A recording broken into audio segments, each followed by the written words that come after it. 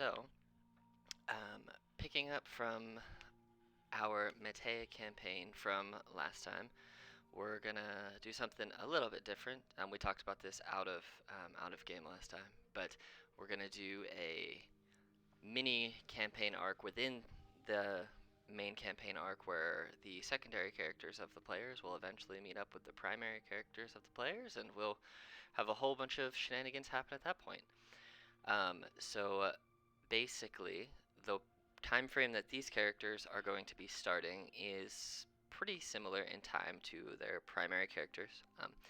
This will What? be these will be primarily a few weeks before the beginning of the Mateia campaign in its totality. So when we all started at the beginning of session one, the story right now and the other story of the other two players will start a couple of weeks before that starts. So this is all kind of going to be working while the other stuff has not quite started yet.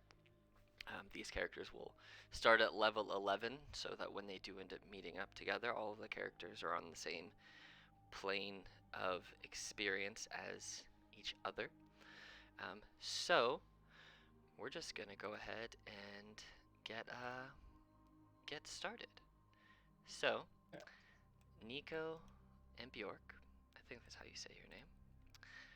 Um, you guys find yourself at the behest of the Underground Research Guild that you guys have been working for together for a few months now, called the Arcane Inquisitors.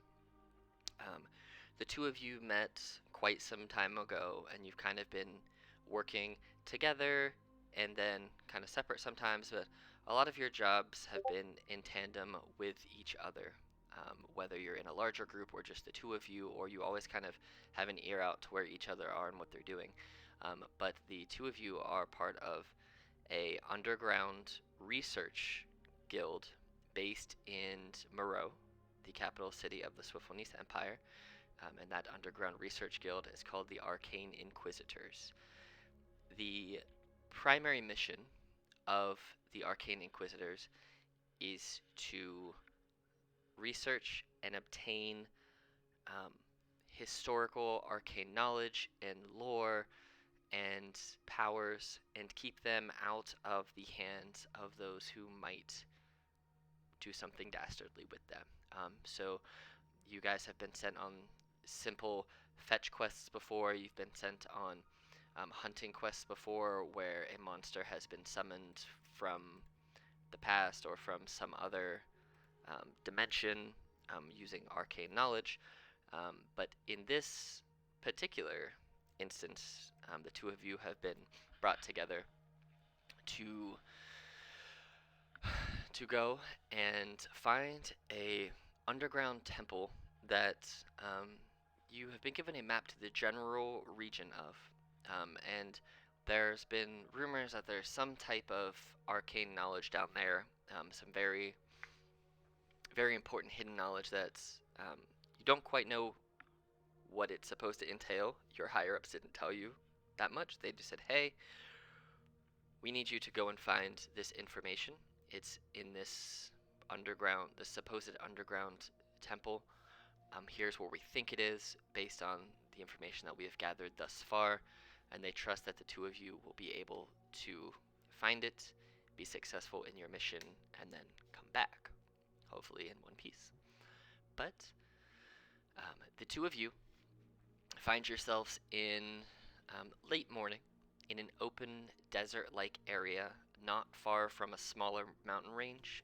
You're about 2 hours south of this mountain range, and you can still kind of see it. It's very tall. It's just not a very long mountain range. It's probably only 2 or 3 miles in length. But you're about 2 hours south of that range, and that is where you guys camped for the night, finding mountains to be some of your preferred terrain, and it's got a lot of good hiding spots, a lot of places where you can safely keep yourself protected. Um, you will. That's where you spend your evening. So you guys have traveled a couple of hours south down into this small desert region, and you find that you are getting close to where you believe that you need to go based on the map that you have. I'm going to put you on this new map, and then you guys can go ahead and describe what you look like. Let's start with Nico. What are you looking like, Nico?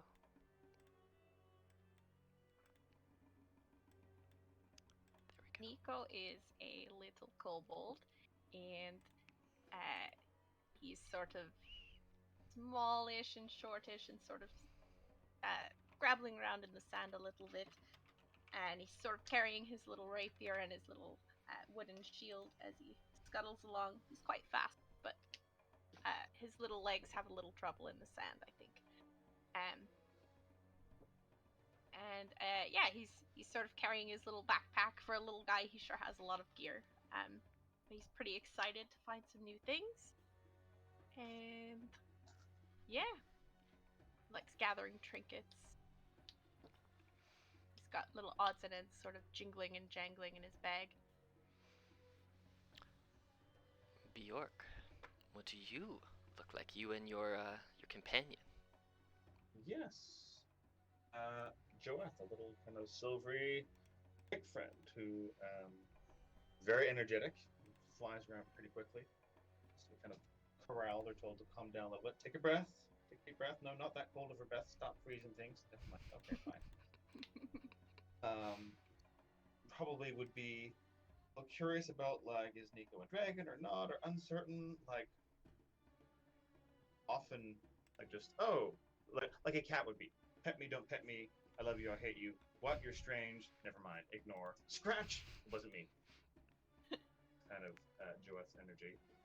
And Bjork is not super talkative. He's kind of got to use all his calming energy to keep this little Drake friend control a little bit. Before he speaks, tries to be really observant, nothing too rash.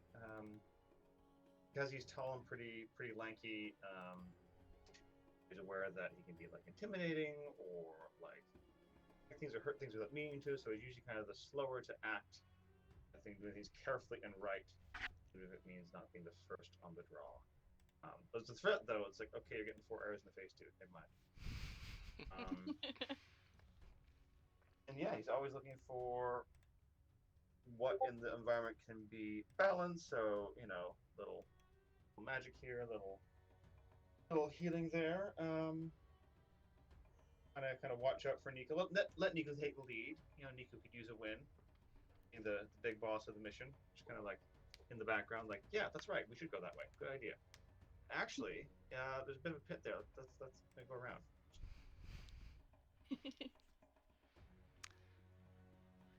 So you guys spend your morning making your way down here, and you do end up in, like I said, this smaller desert-like region. And as you kind of traverse through this smaller deserted region, you come upon this set of ruins. It looks like this may have been a church or a cathedral or some other place of worship, just based on the outside structure.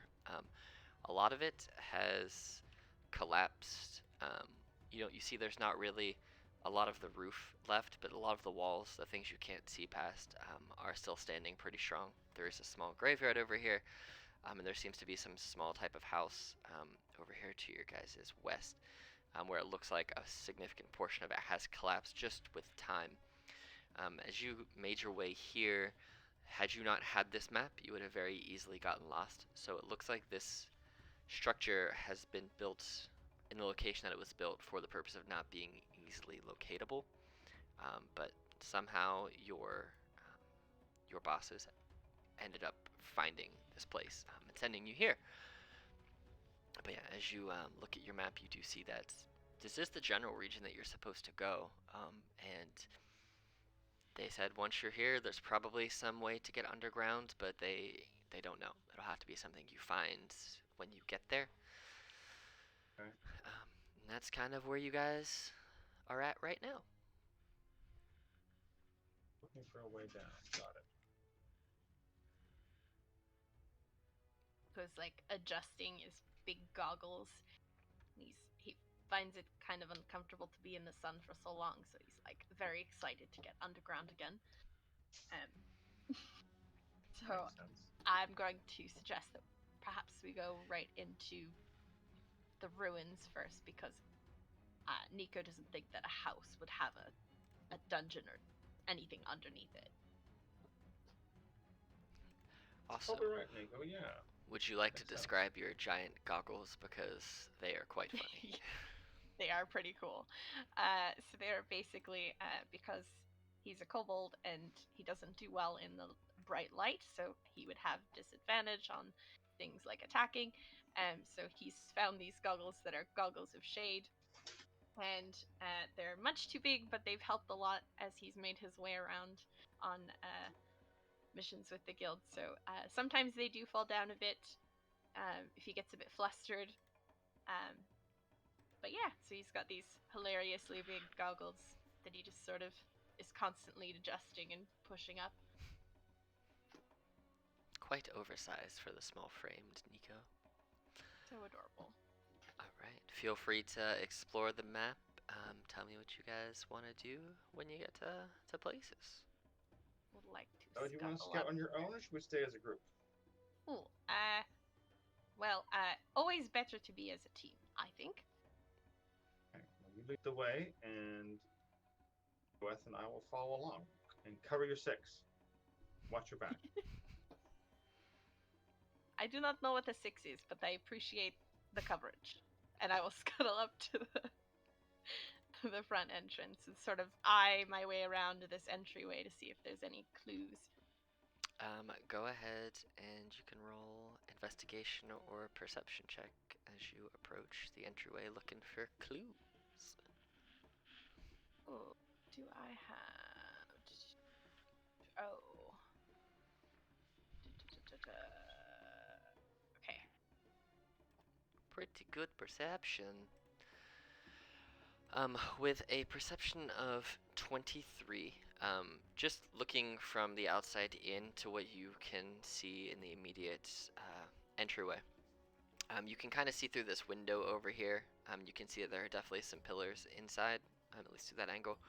And through the main door, you can see one of the doors has been, both the doors are pretty destroyed. One of them's on the floor, and one of them is just kind of hanging on its stone hinge, just kind of every now and again just moving slightly as if a breeze just kind of blows through and just makes it squeak on edge.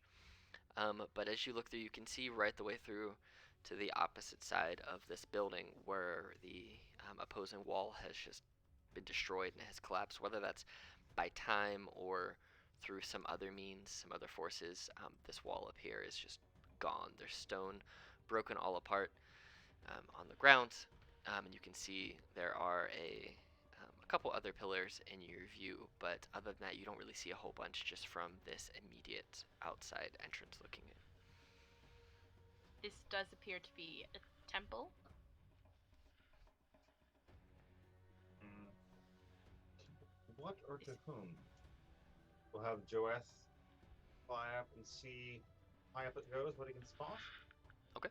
Ooh, good idea. All right, you can put him wherever you want him to be. Awesome. Scouting. Cool. So roll me a perception check for your dragon or your drake.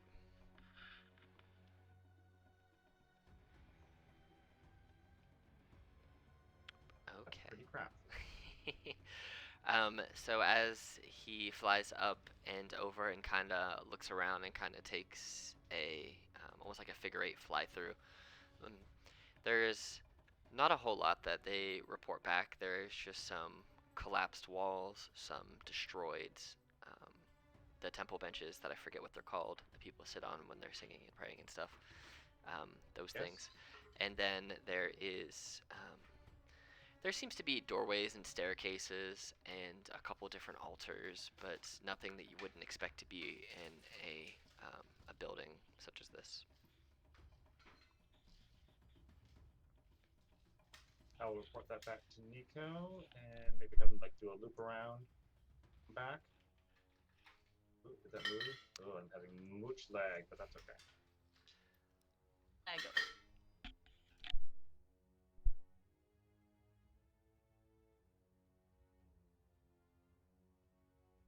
What do you think? appear to be safe? So far. Let's find out. Step forward a little bit.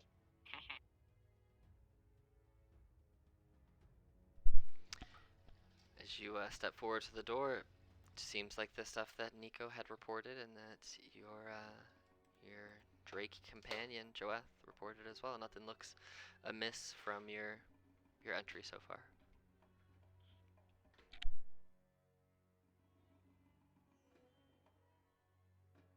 Well, you're comfortable, Nico. Let's keep going. Do what we Yes. can do. We go sneaky or fast? What do you think, Nico?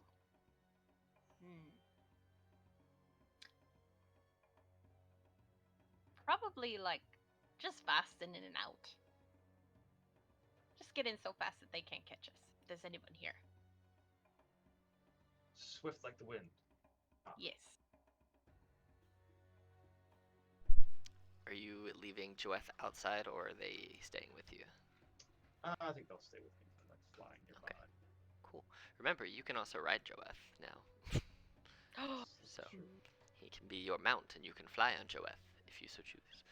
But yeah, as you both make your way in, you see that this is a temple. You see that there was some type of rug that has been half destroyed, laying strewn across the floor.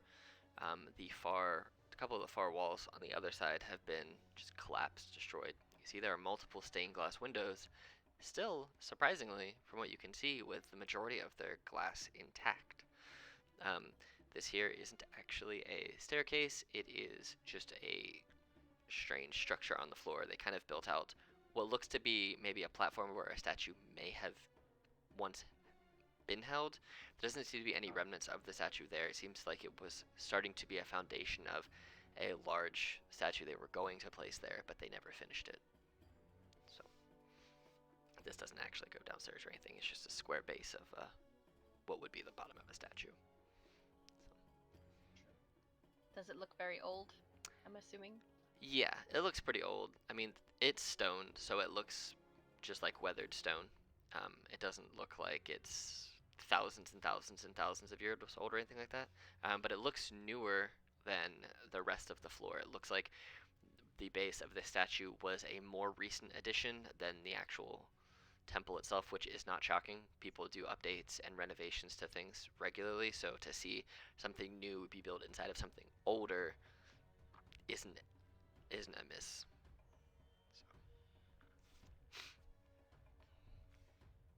The go question mark. Were those the stairs you're describing, Alex, that are not stairs? Or Yeah, those this stairs right here. Yep, this is just the foundation of what would have been a statue. So they're not actually stairs. It's just it looks a little bit different. So since I don't want them to be stairs and I can't change this map, the foundation of the statue works just as well.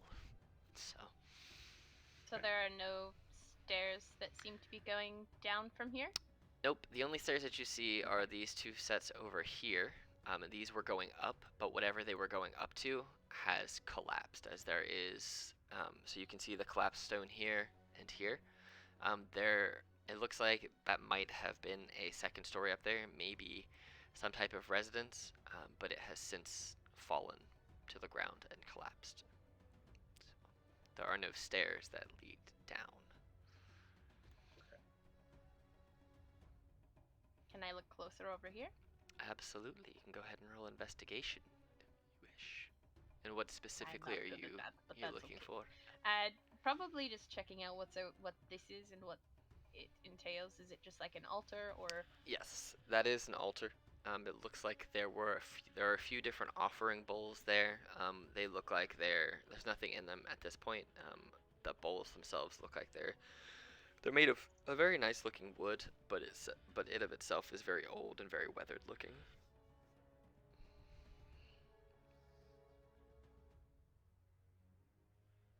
We could do a bit of touring upstairs, Nico. Do you want to ride on Joeth, or I could pop up since the stairs don't go anywhere? I mean, I know we're trying to go down, but it seems the only way up is the way open is up. So the only things that were upstairs was this over, however make a big square for it so you can see. So this was the upstairs, or there was some upstairs there from those two staircases. but the ends of them have collapsed, and so whatever would have been like a second story up there is destroyed on the floor. So you can fly up, but there's not really like any bedrooms or any rooms up there. But the temple, the parts of the roof that have not collapsed and that has not collapsed, it's a solid 60 feet high. So you can fly around if you want. Sure. Nico, do you want to go first, or do you want to wait down here? Nico has a bit of a trick to help him fly, and so he's going to pull out a little broom. He like sort of like yoinks it out of his backpack, and you noticed there was like a stick handle sticking out the whole time, but it just looked like a stick, and it's a broom of flying. So he's going to pull that out, and Nice. he's going to sort of clamber onto it a bit clumsily. You can tell it's probably not his, but he's acquired it somehow. Let's go, Nico. Yip yip. Perfect. So you hop on Joeth and Nico flies on his broom, and you guys just start scooting, booting, floating around the upper parts of this this church. Are you And just so casually perceiving? Are part- you looking for anything in particular? This part to the east was destroyed, like the upper level, but is there a upper level to the west that's not destroyed, or? No, these are just stairs that basically. So like the main part of this floor is like 6 or 7 steps lower than where you came in. So this is Oh, okay. yeah, it's just like the small steps that kind of go down a little bit and then back up. So the only upstairs that you saw that had stairs leading to it were what was destroyed. Um, but even you can fly up there, and you see as you kind of get up there that um, while most of it has been destroyed, this pillar right here itself is still pretty much intact, and the top third of this bottom pillar um, is what is completely destroyed, which caused the actual room itself to collapse in and get destroyed on the floor. So something caused the bottom pillar, at least the top third of it, to get destroyed, causing the room itself to become unstable and then fall and collapse. However, the stained glass windows that start at the bottom do go all the way up to the top, and there are still some images throughout, like towards the top of the middle and this one, the glass kind of is broken, and just because it's been more exposed to weather and the elements and the destruction of the room that was up there. But the glass, for the most part, is still in decent shape, and you can still make out the images on it, and it's still there. So.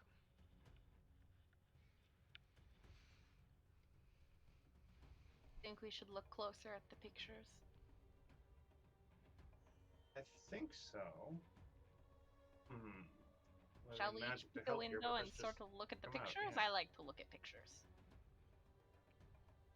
Let's check out this picture book of a temple. All right. So go ahead. Can I roll religion for it if I have like? Yeah, you can both roll religion on the images on these temple windows. All right, 18, not bad, not bad.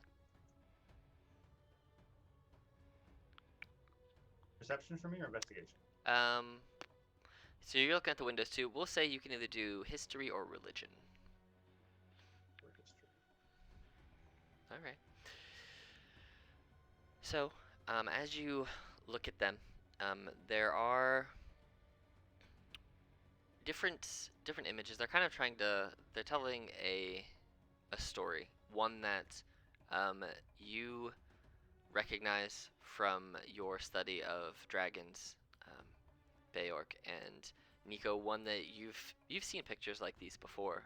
You are a dragonkin, so you've seen pictures of dragons and you know general history of not all dragons, but a lot of them.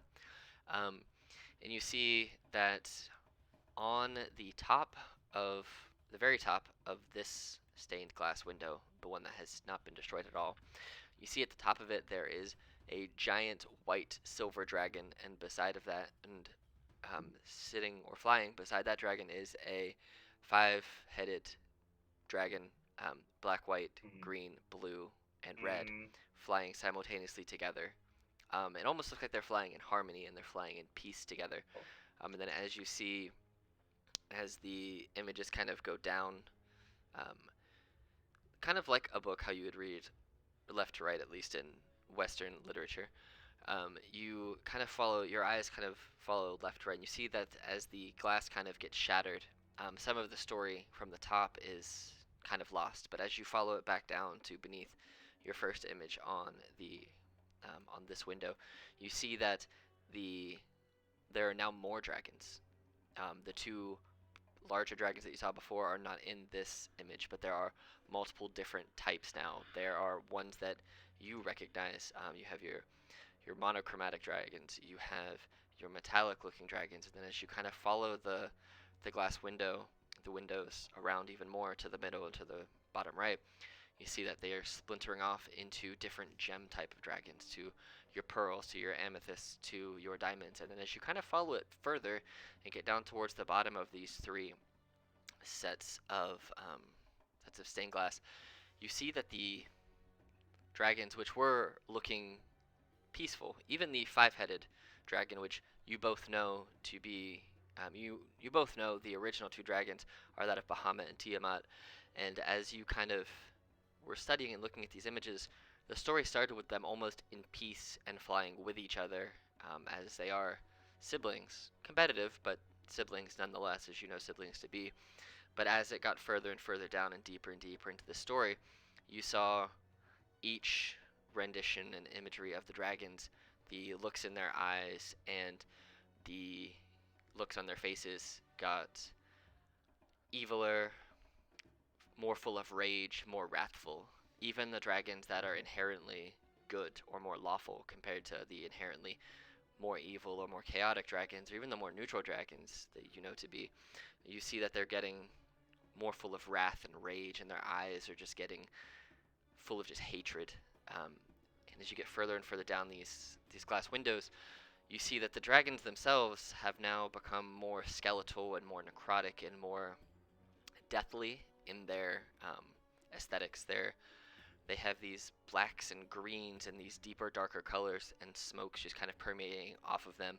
It looks like their flesh is almost just starting to slough off, and their bones are becoming more exposed and more barbed. You see that their breath, as they open their mouths to roar, instead of being like the righteous flames of fires and ices and thunders and even the sleep breaths, you see that the breaths themselves are becoming more more deathly, like the land that they're encasing in their elemental breath is just dying. It's not burning or freezing or being set ablaze with lightning and what have you. It's just becoming famine, it's becoming disease, it's becoming death filled. And as you start to see that, the story on these windows kind of just ends there. I'll share as much with Nico.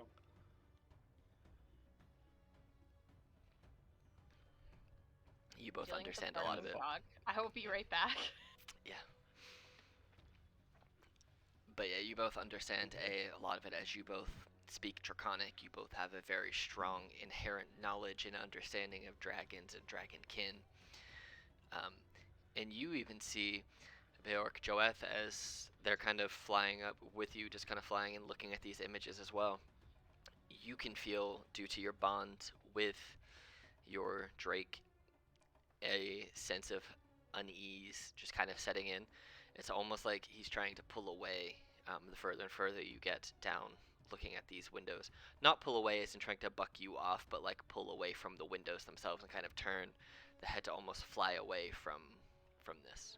It's not something that normally happens with Dreth. Normally he's pretty calm. He's a very emotive companion, but normally you can tell what it is that is bothering him or is exciting him or making him feel and act the way that he is, but this is just different. He hasn't felt this kind of, it's almost fear, but not quite. There's something just uneasy about the way that Joeth is acting and reacting to this imagery Okay. that you've picked up on. And maybe have him pause, try and calm down a bit, give him a treat. little Abs- animal handling to see if I can figure out what yeah, he's reacting to, or if it's absolutely. more And you with can do it at advantage because you have your companionship bond with him. traits? Oof. Yeah. Okay. Yeah, with a 14, he starts to calm down. He's still uneasy, but he's not trying to pull away as hard. You can tell that he's uncomfortable being in front of these images, but he's not actively trying to like pull anymore. He's just kind of making you aware that he's not happy with what he's seeing. So, Nico does not like this type of picture story. It's very sad. I see it. Okay. Are there any depictions of this temple?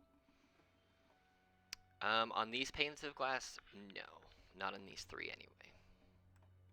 Okay. You do, however, Um, know that there are is two there- more big windows that you did see when you walked in. There was one to the south of where the big statue base was, and one to the north of where the altar was that you guys were at. So There's a connection to these. Shall we check on those? Yeah. Okay. Kind of- I'll go south. I'll go north and try to keep Dueth calm. cool. All right, so we'll just keep those same religion history checks from before. Nico, with your religion and looking at this, on this window, there is a picture of a. This is more of like a landscape, and it looks like the ground leading up to this building that you see off in the far distance, which could be this temple that you're in. It looks very very elegant and very well built. It looks like it's maybe shining with like silvers and pearls and golds, but all of the land leading to it, it's not desert, it's not barren, it's very forested, it's very fresh, it's very alive. Um, looks This could maybe be the place. It could also be a image of a different temple in a different location. But based on the structure of it, it looks like this might be that same place, and this could have been a picture of what this place was like many moons ago, before something happened to the land and something happened to this building. Um, but it looks very different from what you're standing in right now. It looks very alive. It looks very new. Sense of how long ago that was? Um, no, not necessarily. The building in the picture or in the glass window just looks like someone took the best possible angle and the best possible light of this temple. And so all of the, like, you can still see the mountains way off in the background in this glass picture. They're kind of back there. They don't they're not as close. They're not the focus of the picture, but you can see that they're back there. So you know it's the same general They region. look similar. Yeah, but you can't, based on the way that the imagery is set up, it's hard to gauge time that has passed based on a stained glass window compared to your live environment. But looking at it a little bit more, it does look like this is very likely that same place that's in that it's in that window. I will come over and relay that. And as you're both basically seeing these windows at the same time, Bjork, as you're flying up and looking at this other one, you see that they're the two larger dragons, who you know to be Bahamut and Tiamat. Both, it shows them at the top being in their dragon form, and then it kind of shows through a series of smaller images them shrinking down into almost humanoid shapes. They look almost human, if not some other humanoid race, whether it be elf or Eladrin or other like taller, leaner, more um, looking creatures. And as they take on these shapes, you see that at that point the window story kind of splits, and it goes from just being like one. So imagine it as panels, right? So the top couple of panels were them together as the dragons, and then the next set down were panels as them together in their humanoid forms, and then from there it's almost like the two stories kind of diverge and separate and go to either side of the stained glass window, but they seem to have their own stories at that point. You see that over to the left, Bahamut kind of splits off within his human form and goes and giving things to the people working with different groups of people trying to build them up. You see that there are images of this this humanoid figure kind of working the land with people, treating the sick, taking on presents, but then gifting them to others to kind of build up the the environment around him. Whereas counter to that, you see in Tiamat's humanoid form, she is she's much taller in this form compared to Bahamut's humanoid form. She's got this long, thick black hair with these dark purple eyes.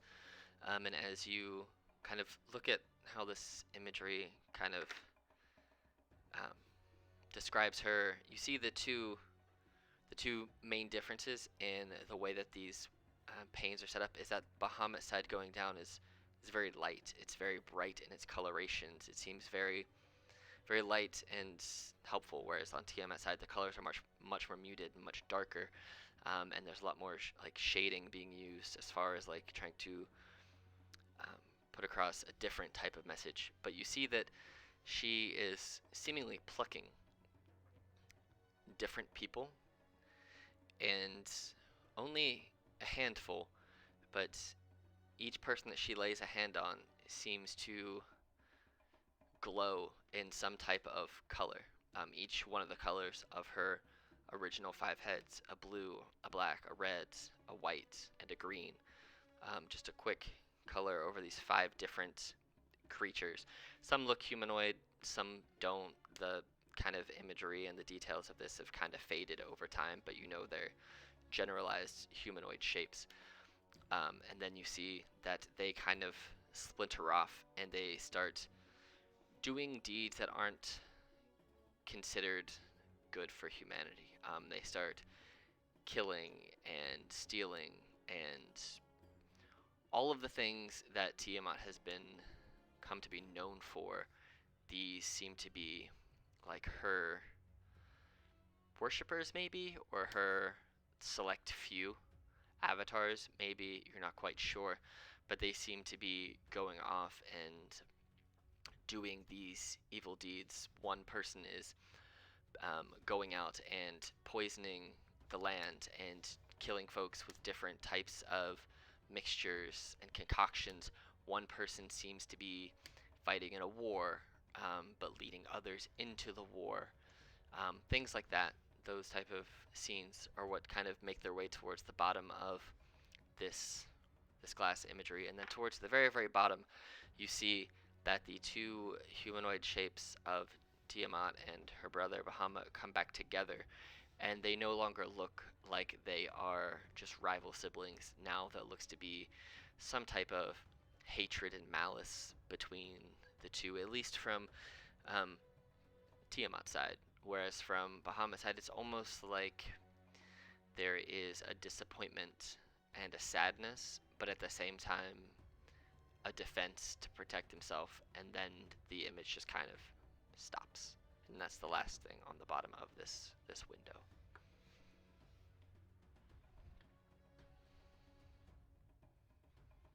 More complex and tragic tale than what I've thought, given what little I know of her, with kind of disdain emphasis.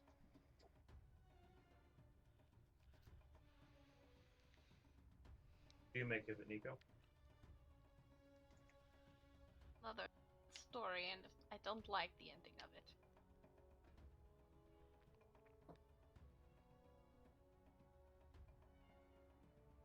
What do you think it means? Is there like maybe a hidden passageway here if we connect it somehow?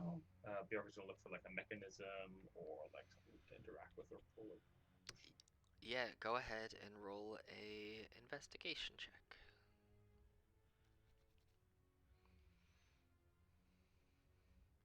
14. Okay.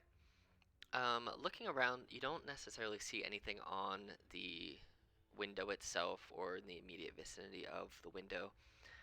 As you kind of look around a little bit and make your way to the altar, the bowls that are on the altar, which look very old, that don't look like they've been disturbed, as you kind of go to just feel around on the altar, you kind of brush up against one of the bowls, and the bowls are almost secured in place.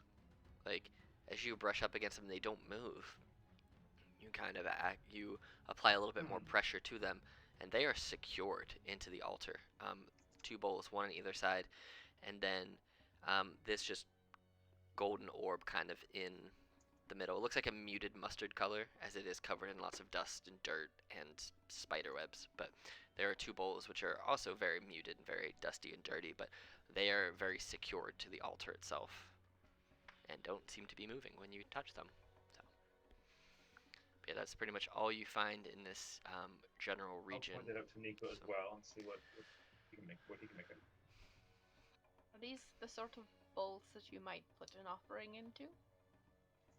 They do look like offering bowls, yes. Perhaps we must make an offering in order to access Oh, that's an idea. part of the temple.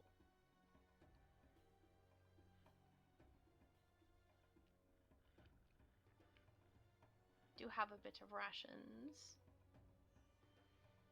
Could try Maybe putting it's something food indicative for offerings. each, like something fiery for the. Well, there's only two bowls, right? Ooh. Yes, there is only two Very bowls, and then that dirty mustardy One with looking orb in food, the middle. one with water. Is the orb attached to anything, or is it just sort of sitting there? It seems to also be secured to the altar itself. Okay.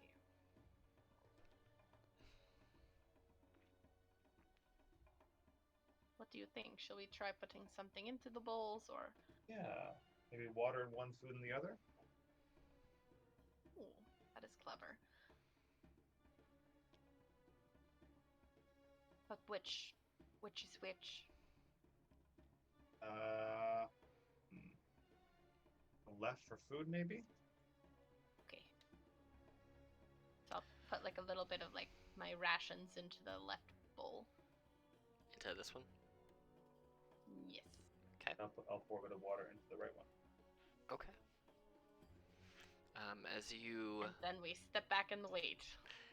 as you pour the water into the right bowl and the rations into the left bowl, the nothing happens with the left bowl, but the right bowl kind starts to glow very faintly for just a couple seconds, and then it stops.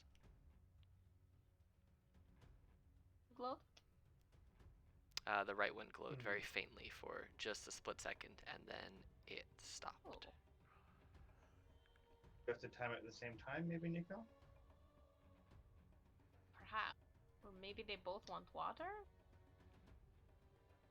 Let's try that. I'll hand you my water. Okay. As you pour water in the left bowl, you see that the left bowl immediately glows this platinum silver color. The right bowl has no reaction with the water still in there, but the left one glows. It changes its color itself to this platinum silver color of the bowl, and then the water itself starts to shimmer and emit this low silvery hue, and the mustardy colored orb in the middle kind of starts to glow just a little bit.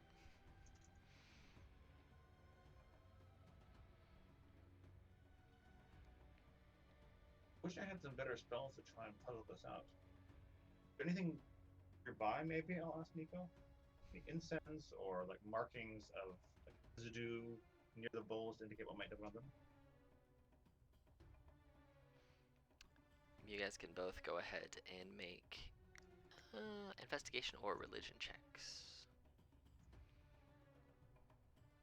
Nope. Let's see here. Investigation. Oh my god. Looking around the general space where you are right now, kind of looking away from the altar and looking around, you don't see anything. Nothing different from a minute ago. But the left bowl that you poured water in is still glowing, and the orb is got a slight hue glowing beneath it, but the right bowl with the water in doesn't seem to be having any reaction. It didn't glow again after you put water in the left one. There's been no reaction since the initial time on the right bowl. So Just to cover all the bases, maybe we should put some food in the right one as well, just to see if it prefers the food. It's a good idea. So I'll try that. what kind of food are you I'll putting scoop in out the there? water. Just like rations, like probably some like fruit and nuts and some jerky. Whatever's in Okay. my rations, I'll put a piece of each. All right. As you put the fruit and nuts and jerky in there, you see that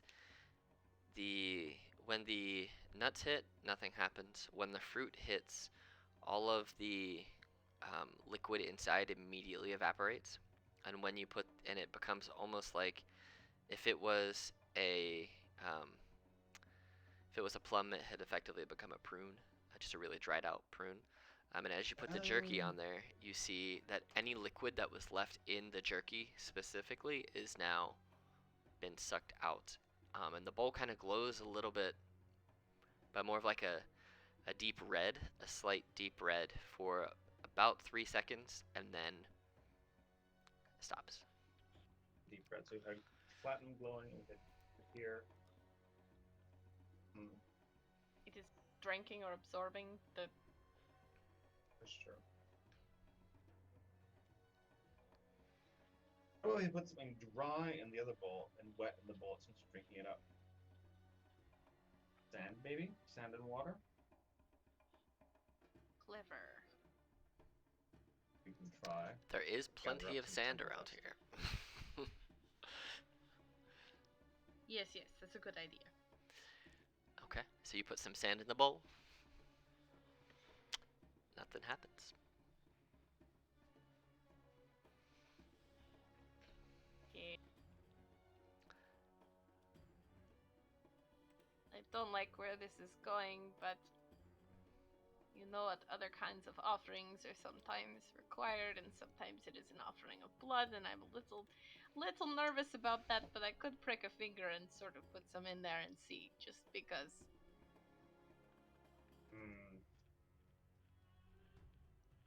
Art draconic. Maybe I'll look at with maybe a bit of dragonkin blood, one in each. It's not a bad suggestion, and I'm not thinking of too many other ideas, Nico. Are you comfortable with it? A little bit. I've been pricked before. Let's try. Okay. I'll take my rapier and sort of like gently run my little finger along it, and then put a couple drops into the right bowl. Okay. Try that.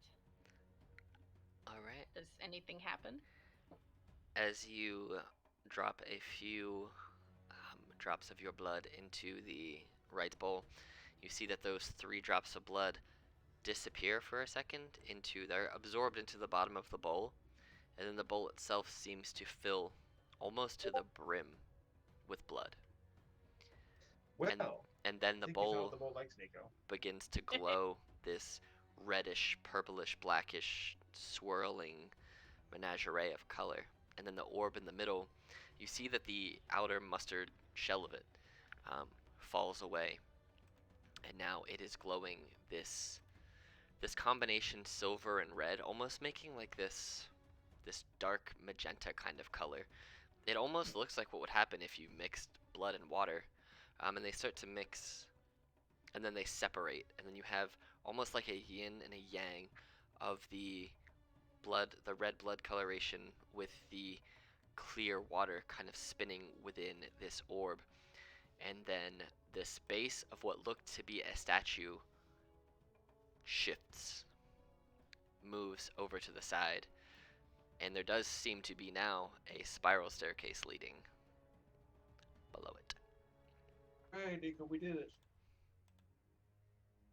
Is the job done? No, probably not. Blood magic. Why do I feel like this was a bad idea? But at least it seems to have opened the stairway. You have dark vision, yes? Yes.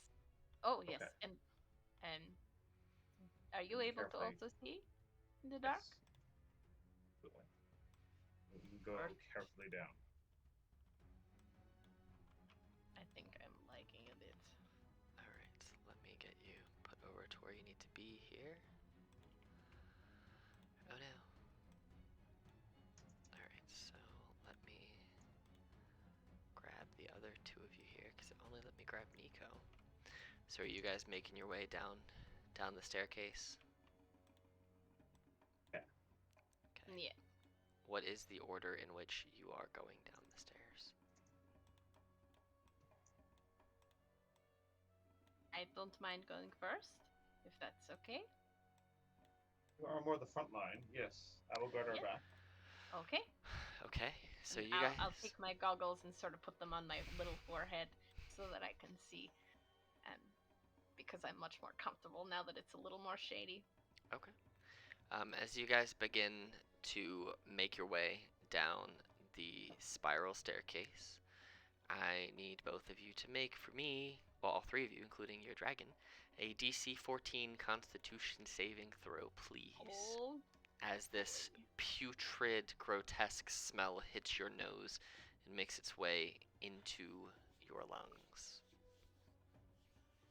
Con save, you said? Yes, for both you and your Drake.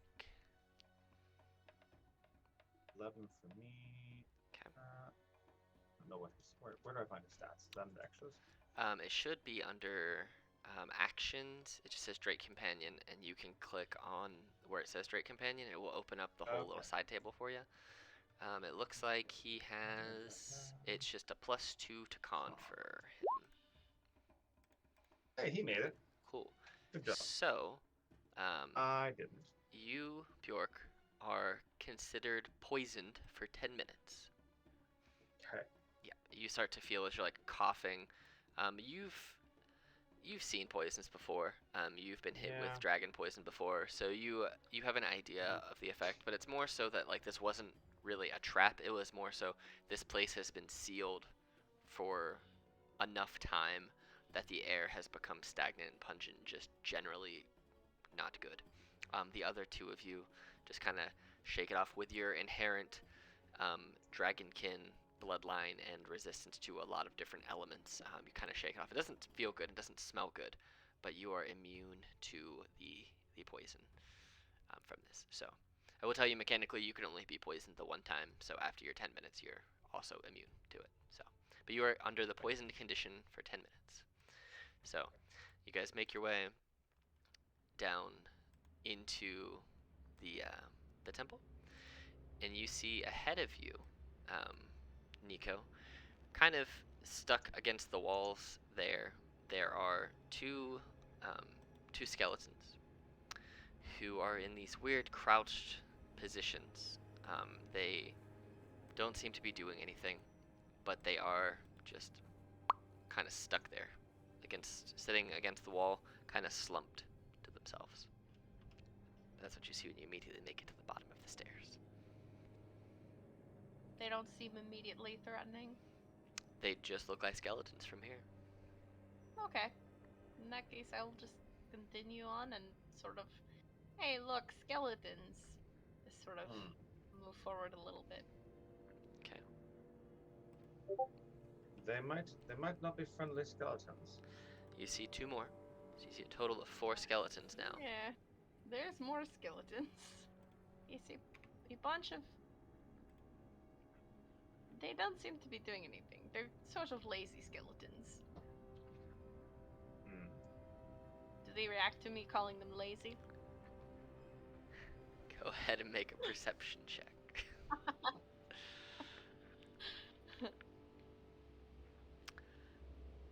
As you are calling these skeletons lazy skeletons, and kind of looking, you do see just for a quick second, it looks like one of their arms just kind of twitches.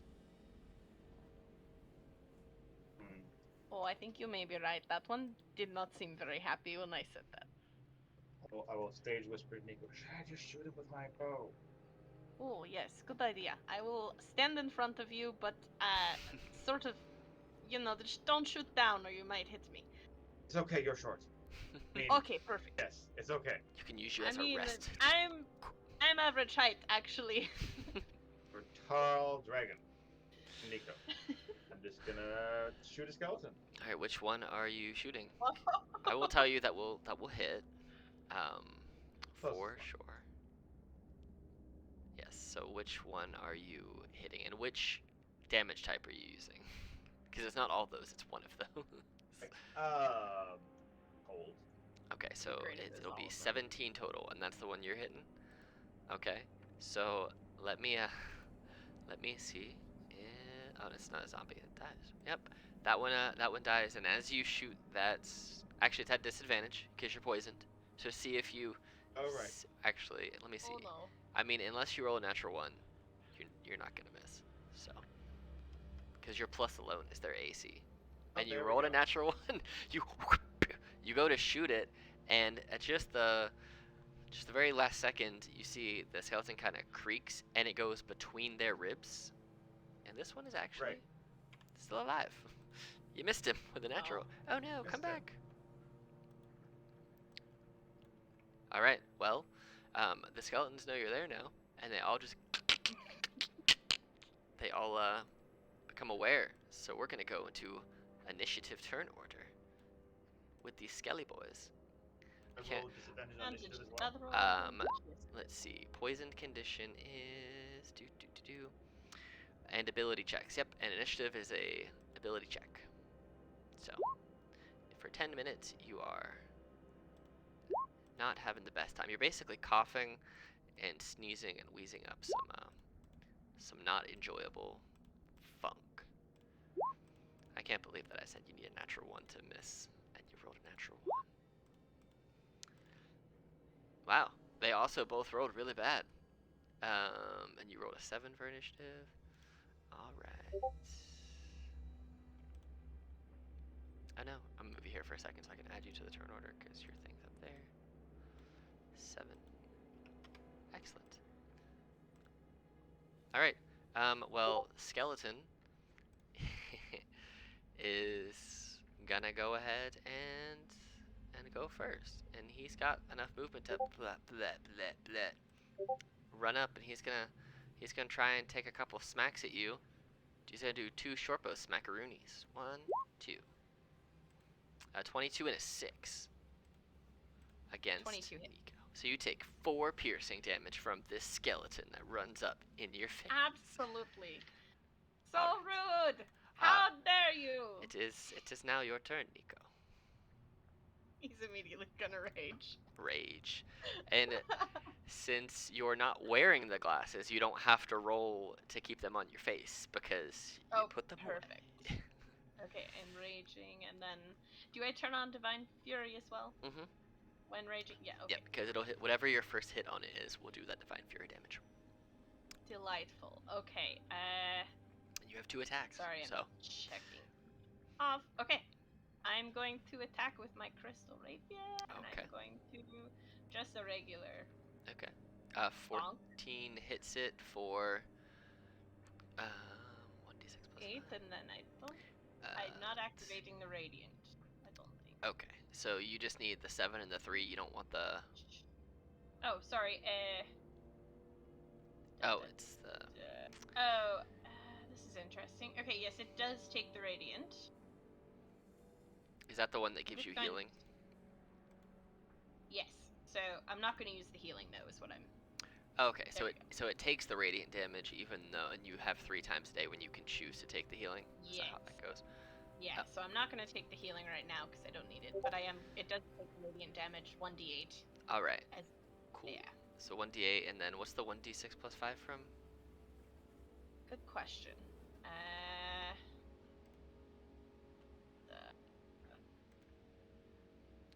I don't know. Learning new stuff. Sorry, it doesn't No, seem you to have. are fine. The damage is just 1d8 plus 3 and then 1d8 radiant, so I don't think it takes anything else. And then unless. Is that that adding my extra? Oh, that's your brutal critical. Roll extra damage for brutal critical and savage attacker. I think with brutal critical you just get to roll an extra damage die, right? That's how that works. Let me just check. What's the divine fury again? I haven't checked That's that. your. That's 1d6 plus 5 is the necrotic. The first creature you hit on each of your turns with a weapon attacks takes 1d6 plus 5 Okay, and the radiant. yeah, That and would be that. the brutal critical is only when you crit. So that's why. So Okay. you turned on the brutal critical and Oh, not the I will rage. turn that Yeah. off. So you can turn that off, leave the rage turned on, and then Okay. we will just get rid of the extra 1d8. So the 7 is not there. But either way, you did 20 damage, which just obliterates this the skeleton. So that's your first attack. Kaboom. Bonk. Okay. Bonk. And then I have. Oh, I also have movements. Yes. Yep. So You have I have all the lots movement. of movements. And you I have have- all the movements. And you have so one I'm more just going attack. And so your And radiant, your extra radiant won't apply on your second attack, but you'll still get the +3 from your rage. So I will turn off Divine Fury then, right? And then roll my bonk. Sorry, I'm just getting used to this. no, you are good. Bonk. 20. Roll for bonk. Oh, that 20 hits for 12 damage. This one is barely alive, but it's alive. I will scream in its face, "How dare you attack me and my friend!" Is that your turn? All right. Yep. The skeleton is seeing you, but since they're around this corner, they don't actually see Barak or Barak. How am I saying your name right? Bjork. There we go. I knew I was getting it right earlier, but I got it wrong now. Doesn't see Bjork, so they're just gonna run up on you, Nico, and he's gonna try and flank stab you with 2 short swords. 1, 2. An 11 and a 23. So the 11 will miss you, Nico, but the 23 hits for 6, so you only take 3 piercing damage because you're raging. Delightful. Alright. Hour of anger. Right. Bjork, you are up. You see your little kobold friend fighting some skeletons. You're still poisoned, but, you know, you see him happening. What you want to do? Let's see here. I think the only real move is just try to shoot some skellies with a bow, even though I'm disadvantaged. Yep. So I'm just gonna roll 4 because it's 2 attacks and disadvantage, right? Yeah, or you can hold control as you click it, and it should roll at disadvantage. So you're the 2 that are the lowest will both hit. Or And 19, 20. are you shooting the 2 that you can see? I assume. Are you shooting the 2 skeletons around Nico? Correct. Okay, cool. Yeah, they One shot to each. bam bam, they get obliterated. And you still have all your movement and your bonus action to do whatever you want with. Let's see here. And remember, yes, I will move forward and see if I can see any targets. yeah, you can move right there for sure. I'm trying to move, not draw. Being very much lag with both. Oh, did I hide you in the corner there? 5, 10. So you were gonna go right here, right? Yep. You see 1 skeleton. I assume Joeth is coming with you.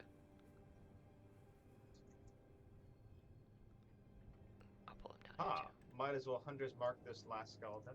too. Okay, cool. Alright, so he is Hunter's marked.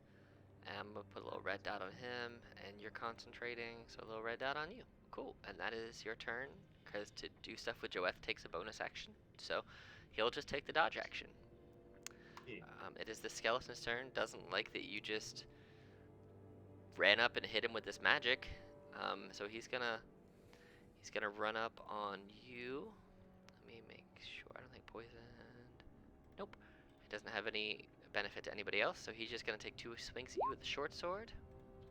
A 22 and a 16. I think the 16 misses you, Bjork. So just the 8 piercing damage as they go to stab in with their short sword. And that is all the Skelly Boy can do. Nico, it is your turn. Let me just double check. Blah, blah, blah. Okay. I'm going to. You see, Nico is like really angry. His eyes are like really bugged out and wide, and he's going to step forward so he's like right next to his friend, and then he's going to say, "Together we can take him out," and he's gonna swing at him. Okay. Bonk. 19 hits for 6 plus Also, I have 6 attack plus 3. tactics. Oh, so you have advantage. Cool. Yeah, so you can reroll that with advantage. I mean, Yeah, so the first one hits, the second one misses, so that's a total of 15 damage, which will, because you don't get that extra d8, but, because you didn't crit, but you do kill him with 15 damage. And you still get to maintain concentration on your hunter's mark, so since he died, the next thing that you see, you can just move your hunter's mark to it as your bonus action. You don't have to recast the spell, because that's up for an hour, unless you drop it. So, alright. So you've beaten these skeletons. You can either hang out here and try and wait out your poison, or you can keep venturing deeper. What you thinking? Get deeper, Nico? I think I'm doing okay. I think yes. I think we should get these skeletons before they come out and get us. Yes. Alright. Okay, I'll follow you. Cool. Okay. Can you move me along with Nico, Alex, when she moves, because I'm having trouble dragging. Yeah, that's fine. I can do that here. Boop. I'll just sort of peek around this corner. Can I see anything or? Yeah, as you peek around, you see just kind of standing there this like dead-looking humanoid, just kind of swaying back and forth. This is an ugly one. I'll sort of like lean over and whisper back. Alright. Cool. Well, Do you want to shoot at him before we run in there, or what do you think?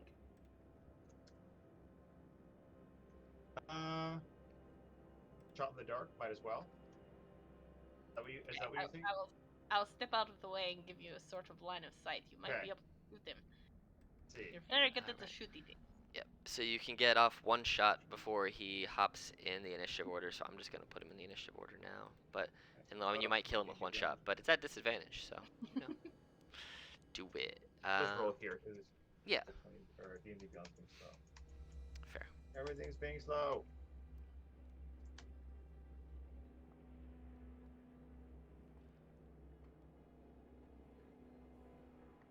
There we go.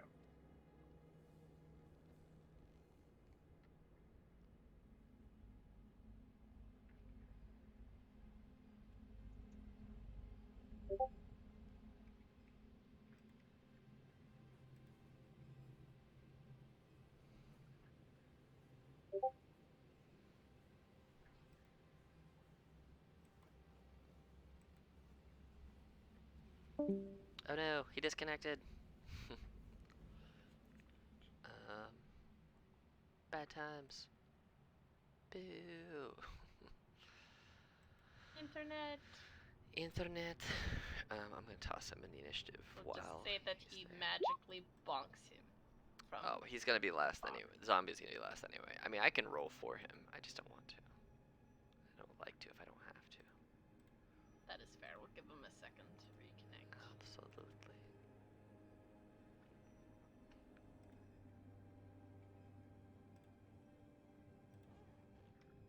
We'll say that Nico is sort of standing behind him, sort of like pointing. Like, yeah, get him. Get him right there. Get him. Get him. Get him. All the bardic inspiration without the bardic inspiration. Yes, the reptilian inspiration. I believe in you. Michael, you're back! Yes. Maybe? Uh-huh. Yes! I can't even see myself in the game channel. Hmm. And Roll20 is not letting me click in. So yes.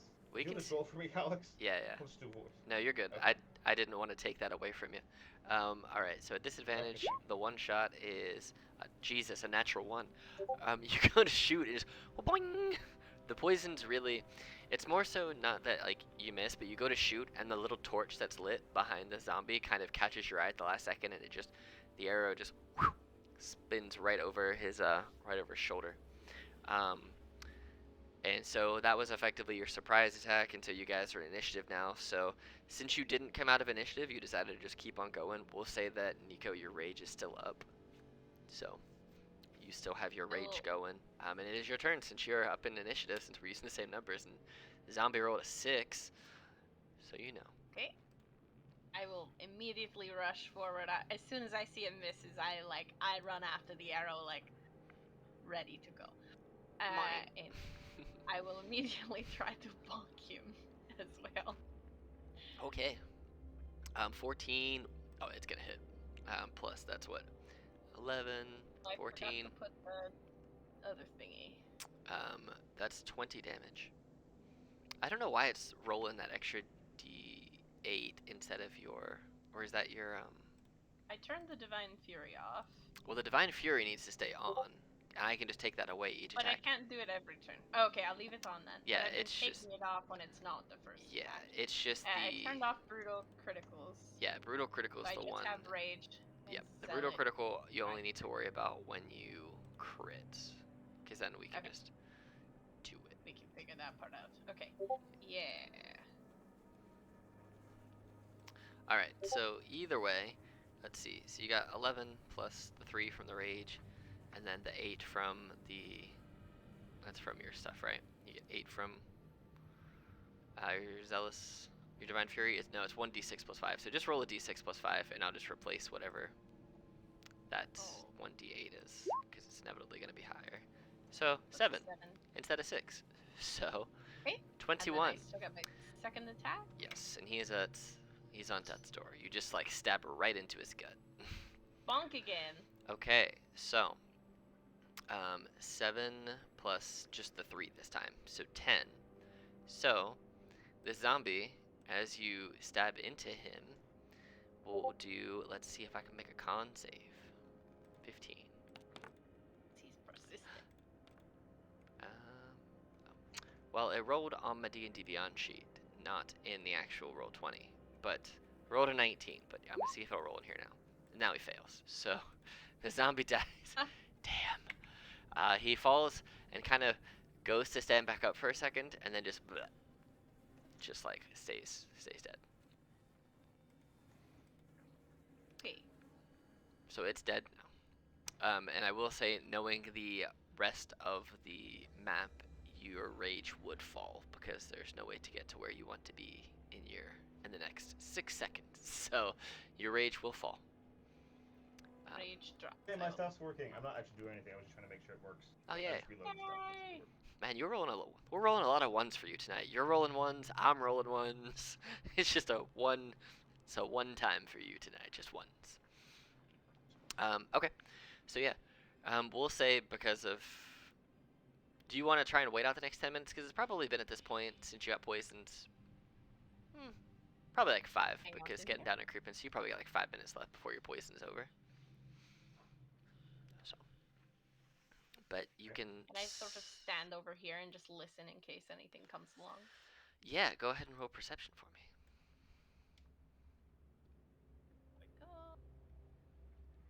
18. As you listen, you hear slight groaning off in the distance, but it doesn't seem immediately close. It's kind of echoing through the tunnels. Okay. Shall we wait a little bit? It seems to be we have a bit of space before the next enemies.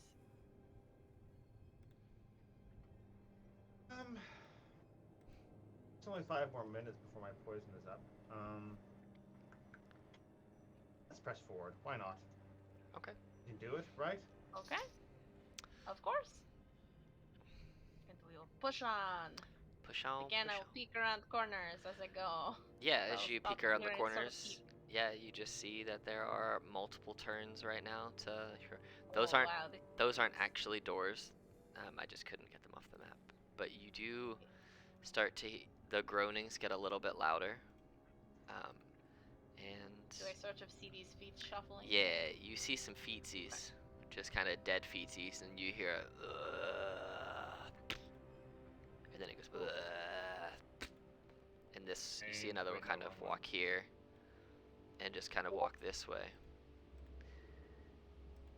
But Okay, well, can I sort of peek around this corner first before I do anything? yeah, absolutely. You can put your token out there a square. Just kind of.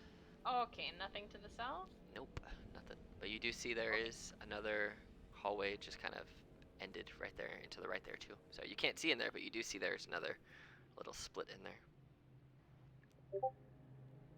Well, I will relay this to Bjork and say I think there is zombies down at the end, but we could sort of go south and maybe see if there's nothing there.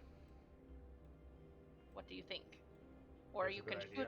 shoot to the east and maybe get one as it walks by, which would I'll try also shooting to be the quite east. fun.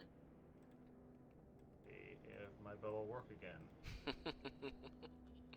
Hmm. Yes. Ah. Shooting to the Okay. east. Cool. So I will you're step gonna go back there. and let Okay. him shoot to the east. Awesome. Oh, there we go. Cool. So are you just hanging out waiting until you see one walk by to see if you can catch it? Yeah. All right. So you Just see. kicking him off. So you see, because I think this is a funny image.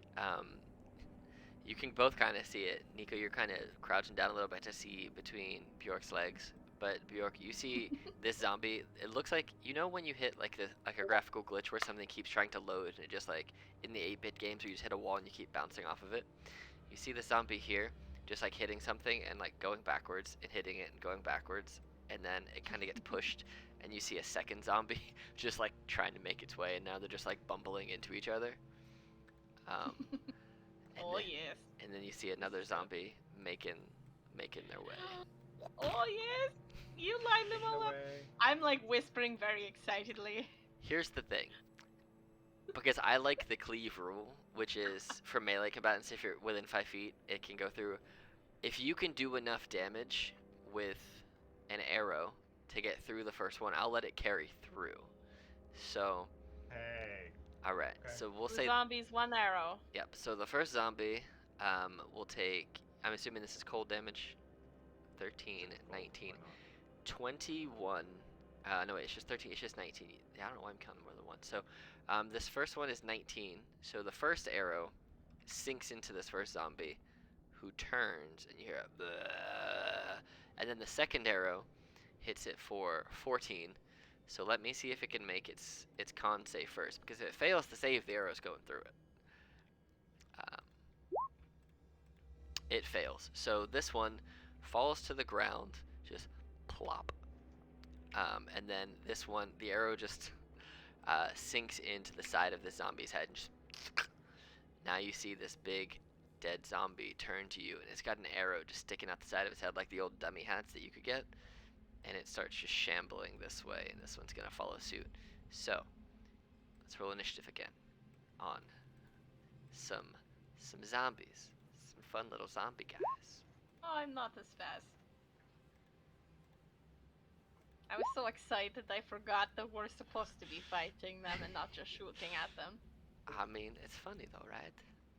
So all right, so you're still poisoned, so we'll give you your 11 here. That's still compared to zombies, 11's still fast. So you're up first. So Shoot again! oh yeah, I forgot you were at Think so. disadvantage, but because Yeah. they were surprised, the other ones were straight. So since you're technically still poisoned, these are at disadvantage, but your other ones, they didn't see you. So disadvantage shots.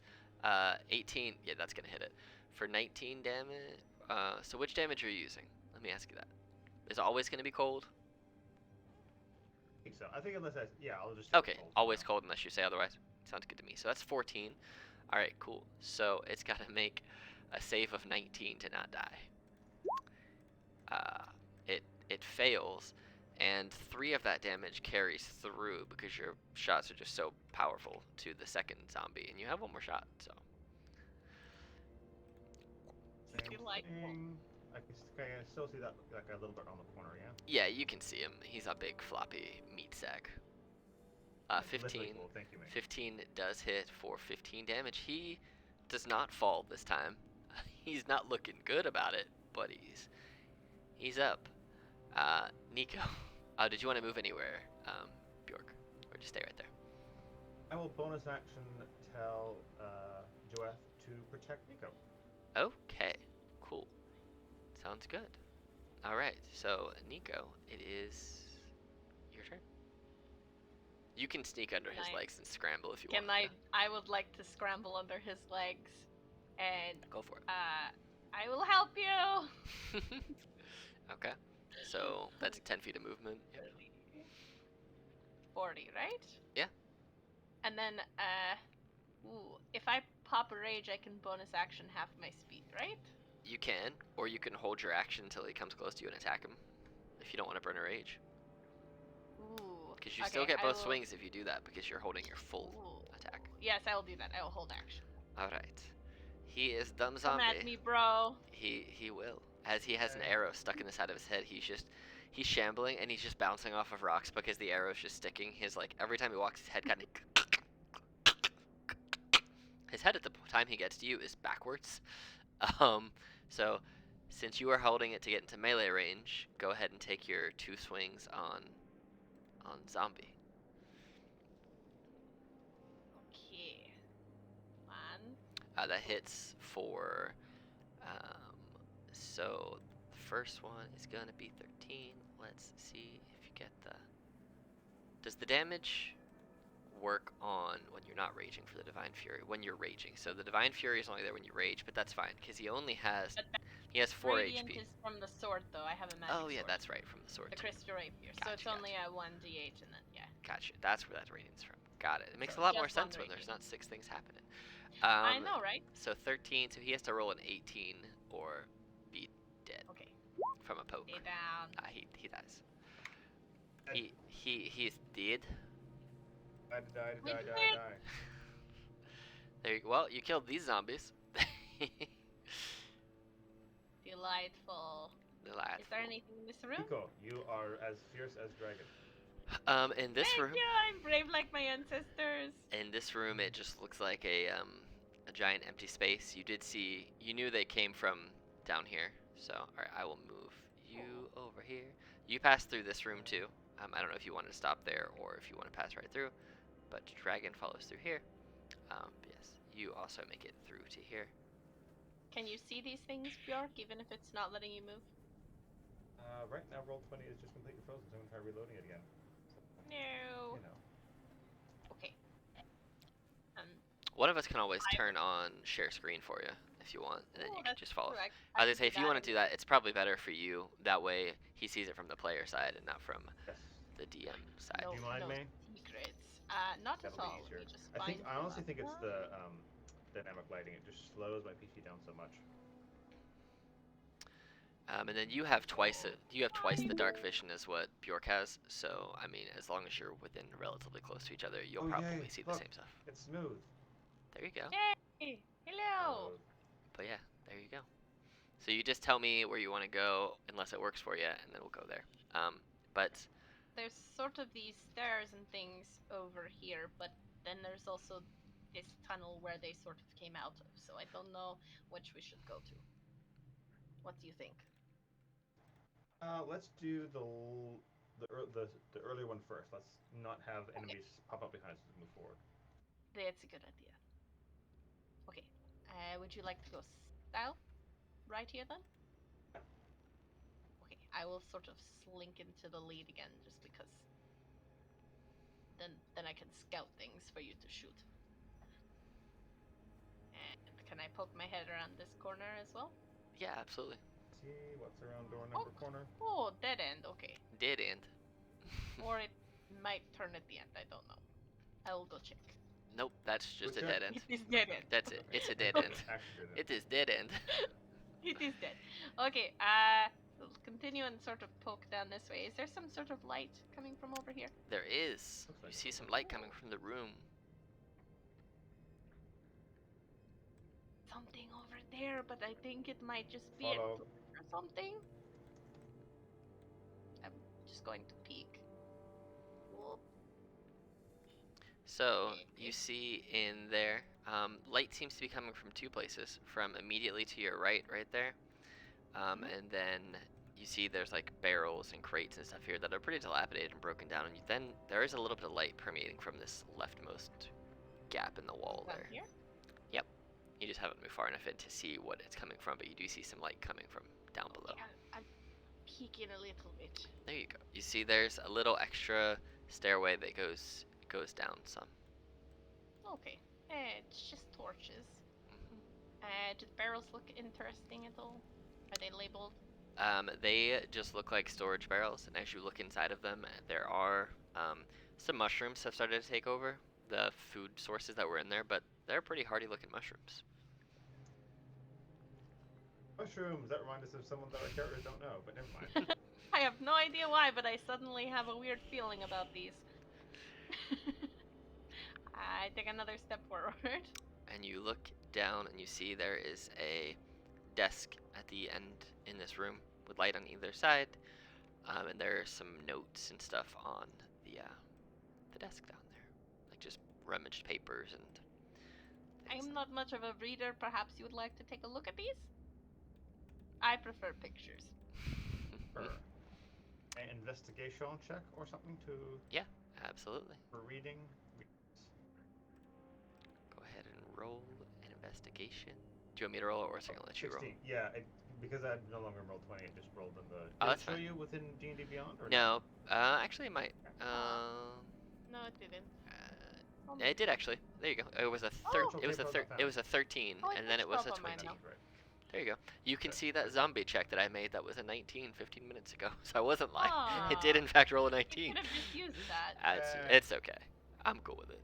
It was a zombie. It's not the biggest threat to level 11 players. I just like sometimes to see if they come back to life, because not being able to kill a zombie at 1 HP is the most annoying but hilarious thing. Especially when you're super strong compared to it. But with that 13 that you rolled, looking at these notes, you can make out that they're saying something, but you don't understand the majority of what it's written. It's in a language that you don't understand. There are some pictures, and you do understand a few words here or there that are in Draconic.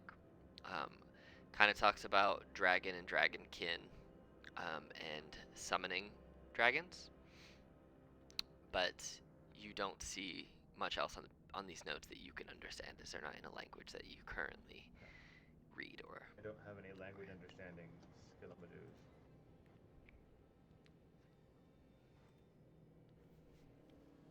Luckily, I can understand languages, but I've decided that I cannot really read.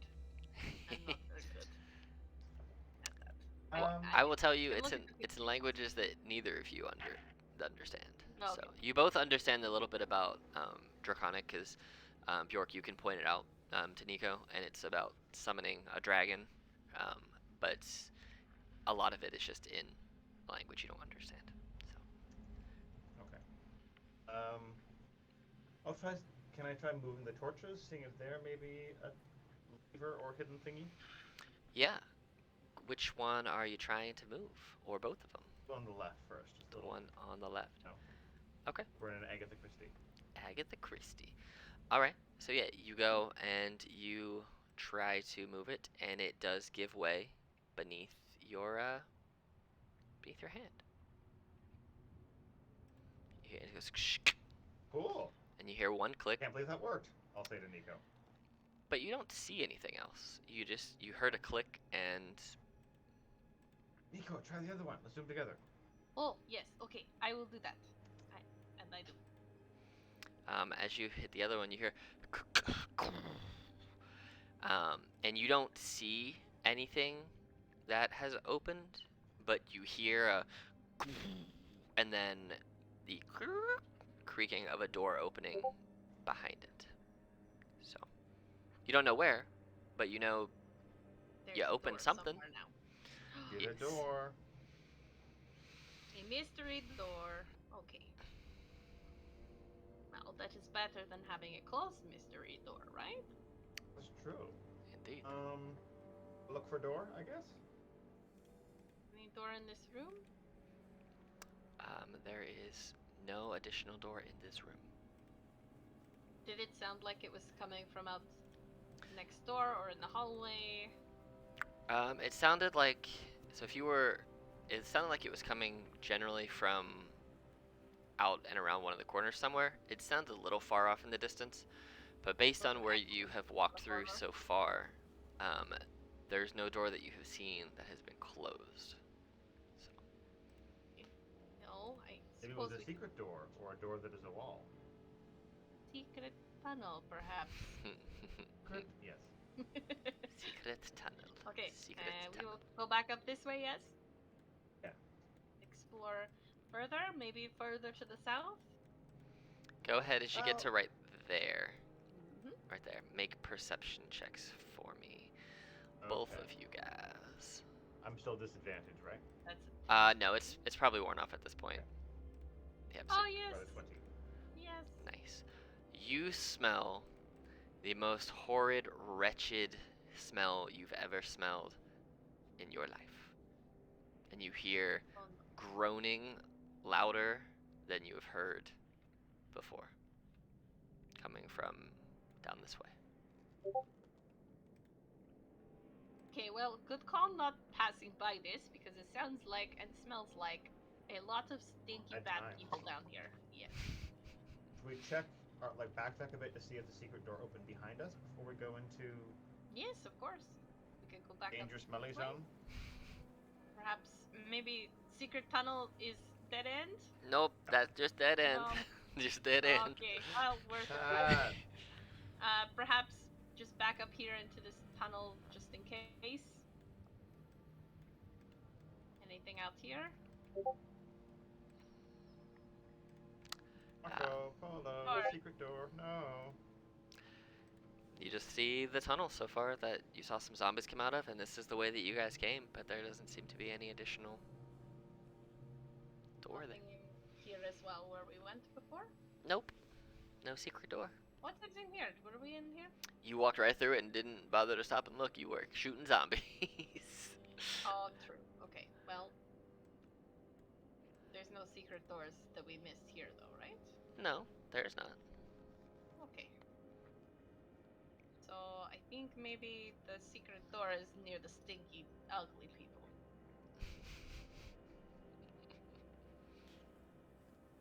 Guess it must be. Like into Stinky Land? Let's see here. Have any spells that will help us with Stinky To Land? stink or not to stink? That is the question.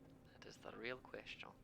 We can go the stinky, noisy, gross way, or we can go the other way where there was also fewer stinky, gross things. But Could do without the stinky, conjure gross barrage, things. like just throw a piece of ammo and have a bunch of stuff shoot out. You know what I mean? Ooh, that sounds delightful. I think I'll do that. I think I'll just try a conjure barrage, like in the general, like in the middle of the room. Into In here? into this room? Or where the stinky things were. Where the stinky things were. Okay. So we Cool. go down. So you gotta back make your down way. here. Make your way down there. Okay, so you're gonna conjure. So you're holding conjure barrage basically, and what's the trigger? Hold on one second. And what's the trigger on conjure barrage? And I see a skeleton zombie thingy. Okay. Cool. All right. So you're holding that, and as soon as you see it, you're gonna unleash a conjure barrage. I got it. Okay. Works for me. You want to lead the way with your extremely awesome explodey thing? Or would you like me to poke ahead? Me in front, so I can get my eyes on the white of their body. Perfect. I love it. Okay, I will peek below your legs because I am compact and not short. Yes, you can But occupy compact. my space. Compact. Tall dragon. Tall dragon. Yes. Okay. So I will tell you, because you are holding an action for when you see it, it is also holding an action for when it sees you. So when you both see each other, both of your things are going off at the exact same time. Just so you know. Because there is a stinky thing that you're going to run into. Right there. Oh, boy. Haha. Alright, so you go ahead and conjure barrage, and it's going to hit you with a flesh entomb. Ooh. It's going to throw a detached clump of corpses at you, and I need you to make a DC 16 strength saving throw. Okie doke. Please, please. Hey! They say that I'm like in the same square as him, at like peeking out under his legs, or no? You can peek out. That I'm small. Yes. Can I also peek at the thingy? You can peek at the thing, yes. So you see it. You see a Oh, barrage. A barrage gets conjured. So go ahead and roll conjure barrage. I'm gonna roll this initiative for it. Cool. So you did 20 conjure barrage damage. Got it. All right. Cool. So it takes some damage.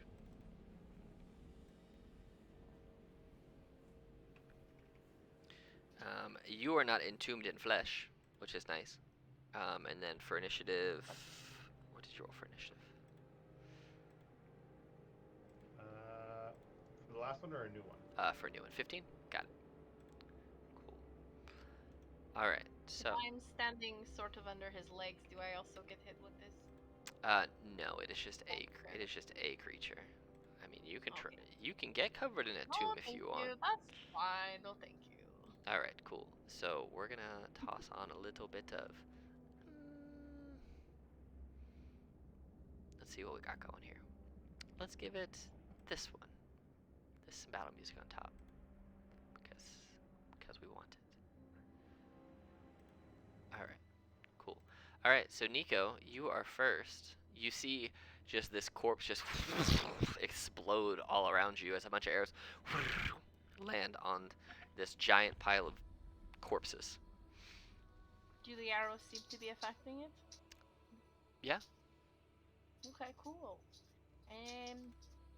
Okay, I will jump towards this thing and I will hop into a rage because it's attacking us. So let me just turn all my buttons on. Do it. Buff it up. Oh, Buff it up. Buttons. Okay. Here we go. Okay, and then I will run up to him because sorry. 10. Oh yes, I have enough. Okay.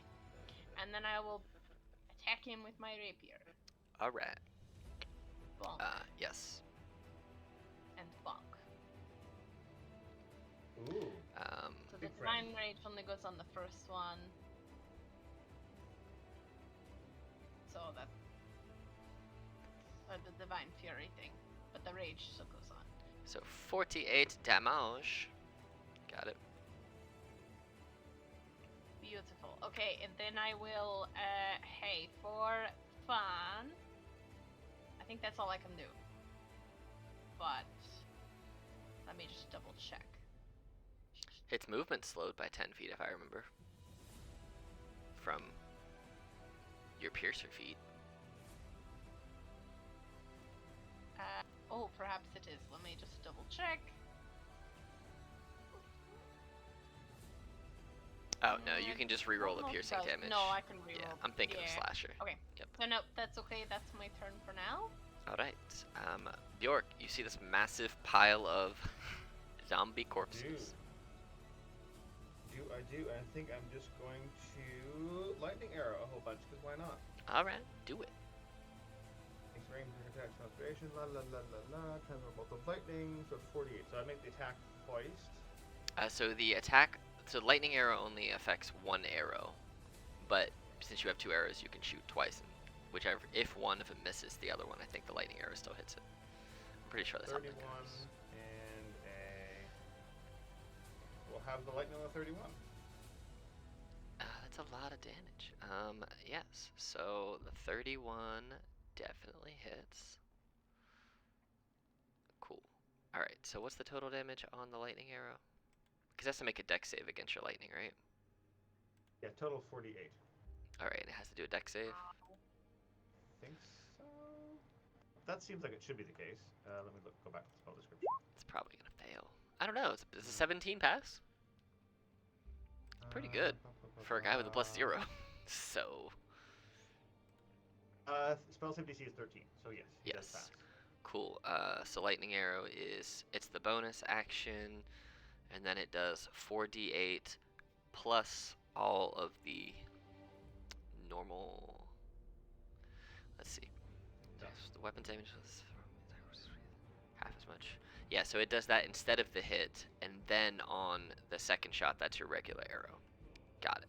Okay. Cool. And it did 48 damage on the first one, you said? On the lightning? 4d8 with the 4d8. Okay. And then that was. Does it show on my history? No, it just shows all those sixes. Okay, let me roll it again. Yes. Should have cast. Oh, damage 27. So half. Alright, of so 27. 27. Cool. 13. 13, and then you hit on that first one. Cool. So 13.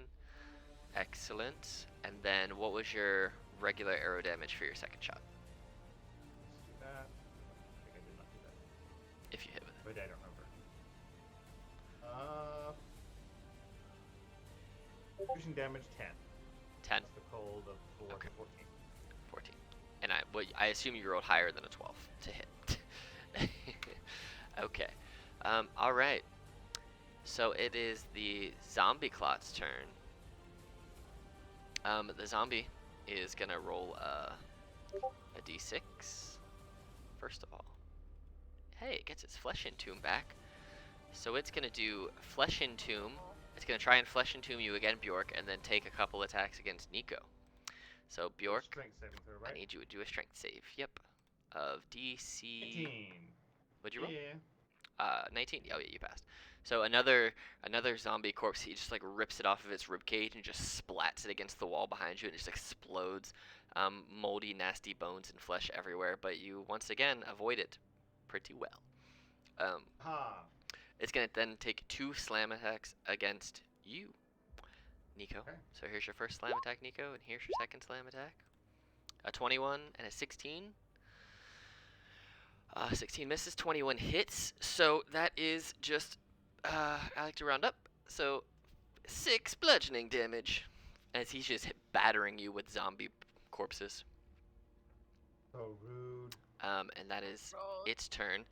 Nico, since you're in the position where you are when you start, make me a Constitution saving throw, DC 14, please.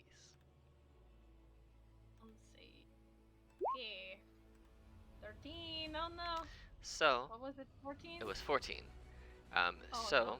you are considered poisoned, and you take this much poison damage. You are poisoned until the start of your next turn, and you take 10 poison damage, so that doesn't get reduced at all. So yeah, you're poisoned with 10 poison from a Yeah. deadly stank. And it is your turn. Nico, Okay, you can do well, it. We believe in you. I'm going to I'm going to use my zealous presence to scream at this thing and unleash a battle cry that gives myself and my allies advantage on attack rolls and saving throws until the start of my next turn. So on your next turn, you're going to be even stronger. We are powerful together. And then I'm going to bonk you. Excellent. Okay. Excellent. 1 and I think that's technically it says other creatures, but I like the fact that I think you should be able to inspire yourself with it because it's an expensive resource. So I'm gonna say, for as long as you play this character, whenever you use Zealous Presence, it can also affect you. So okay. that's so outside of I rules, don't- but I don't care because I think it's fun. Okay. Oh, you just I just crit a little bit. how hold on. Let's see all this math here. Oh, also you should turn on max crits in yours too, so that it does the math for you. But let's see what this math is because I want to see your totality of damage. Where 7. do I find max crits? More options? Yes, you have to go under. What is it? Sense? More options, and then you go to critical hit rule, and then perfect rolls. So 7 plus 17 plus 6 plus 8 plus Okay. 3 plus 8 plus 3. So, with 52 more damage of 2 quick stabs, you find the multiple hearts for the zombie clot, and since you crit on it, it doesn't get to make the save of undead fortitude to come back to life. And then I also Yay. I don't know if that took my piercer critical hit, Oh, which gives me Another I can d8. roll one That's- additional damage die. That's yes. right, another d8. So I'll another do 10 that damage, so first. 62 damage. It's dead. Killed it. Okay. Yay. And its pile of Yay. stinky corpses just falls to the ground and just falls. So, Gross. yes. So stinky. Yes. Plus we'll do a little breath of like disgust, like ha, good riddance. A little mini cold breath on it to cover it up.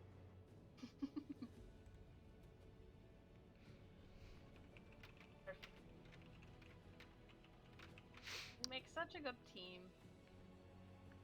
stink ugly things don't stand a chance.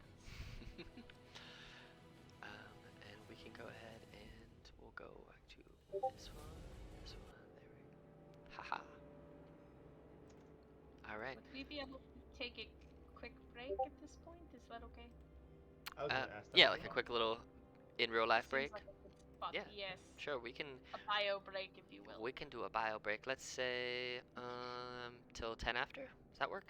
Sounds great. That Yeah. sounds perfect. Cool. All right. I'ma do a pause till 10 after. Woohoo! Okay. All right, and we are back. You guys just killed a zombie clot. Now there in front of Nico is a pile of stinky zombies that were so huge that they could not fit out this doorway. They literally couldn't fit out the door. Kind of thinking about it, you imagine like all of the zombies that may have been in here before kind of just ended up in this room and collected together and then just like formed this mass of zombie grossness. But yeah, so that's We did it. Is there treasure? Did it leave behind treasure or just dead bodies? it's just dead bodies. If you want to dig through all the corpses, you can see if you can find anything. But there's a lot of dead stuff here. Stinky. I don't think I would like to. Makes sense. All right. So who's taking the lead? I'm happy to, unless you want to, Nico. Totally fine with you doing that because you can shoot the things and then I can run in and bonk the things. Fair. All right. Well, here I'm just gonna move you over this way since you're gonna end up around the corner anyway. I'll just sort of be peeking under his legs as we go. It's sort of like Cool. I Yeah. like to imagine sort of like running on all fours. It's like peeking underneath. That's funny. So you eventually make your way here, and this is the door that seems to have just opened recently. It's the you look at it and you see that there's a bunch of dust on the floor moved. So this, as you look kind of inside, it looks like this was a steel door that you guys managed to get open from the two torches. So this is the door that opened, and as you look into this room, you can see. Well, I don't know if you're using Nico's screen. Yeah, so you can see, because I'll put Nico here. I'll put you all in here because you're all gonna walk in here anyway. Oh, the light. Yeah, there you go.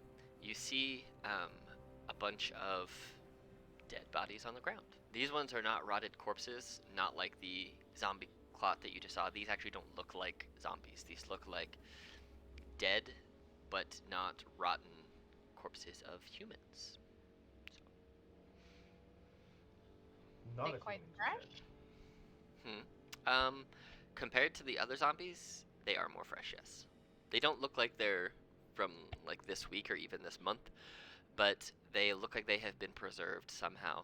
As you kind of look at them a little deeper and look at them a little bit longer, you see that they have bite and claw marks on them, as well as some singe marks, and it looks like they may have been asleep at some point, because it does not look like they had any type of.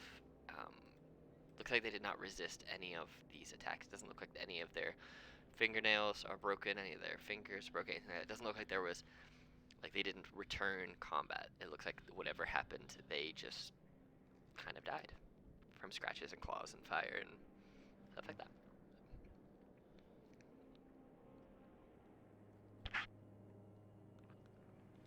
Very mysterious, Nico. This is an odd place to be having a nap. Should we try moving the torches again? No, I'm kidding. Locks you Right, in, that's the end of poisons it. the whole room. Quickly run around and touch them all. No. They do not move. They are just torches. And what is this big thingo?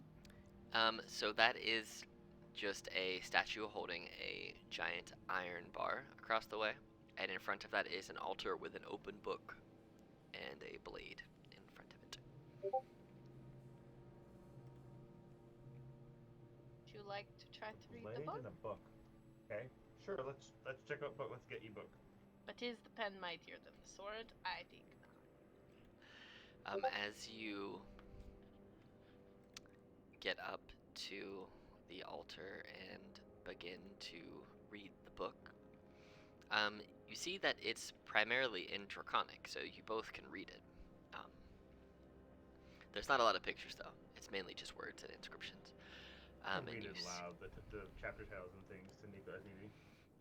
it sounds like as you're reading it, like you're calling out for someone. Um, you're calling out for protection and for wisdom. Um, and as you read more and more, um, the doors behind you, you hear them and they slam shut. Oh. Oh no, And- reading is bad for you. I knew it. And as you continue to read, you finally get to the name of this creature. It says its name is Gurlial, protector of men. And as you complete this read, comes smashing in from a portal that appears on the ceiling towards the back of the room. You see this young brass dragon climb through. And as you do, the three of you, turn to look, and you see normally brass dragons and the metallic dragons they lean more towards the good and the lawful ends of the spectrum of dragon behavior. So when this thing smashes through and roars and immediately drops down on top of this body, takes a big bite out of it, and then throws it across the room, the bite, not the body, you look at its eyes and you see that the eyes of this dragon look enraged and full of wrath. Like something is causing it to be this way, but it starts rampaging and immediately takes off flying towards all of you in attack mode. And it's going to attack you. We mean no harm. No.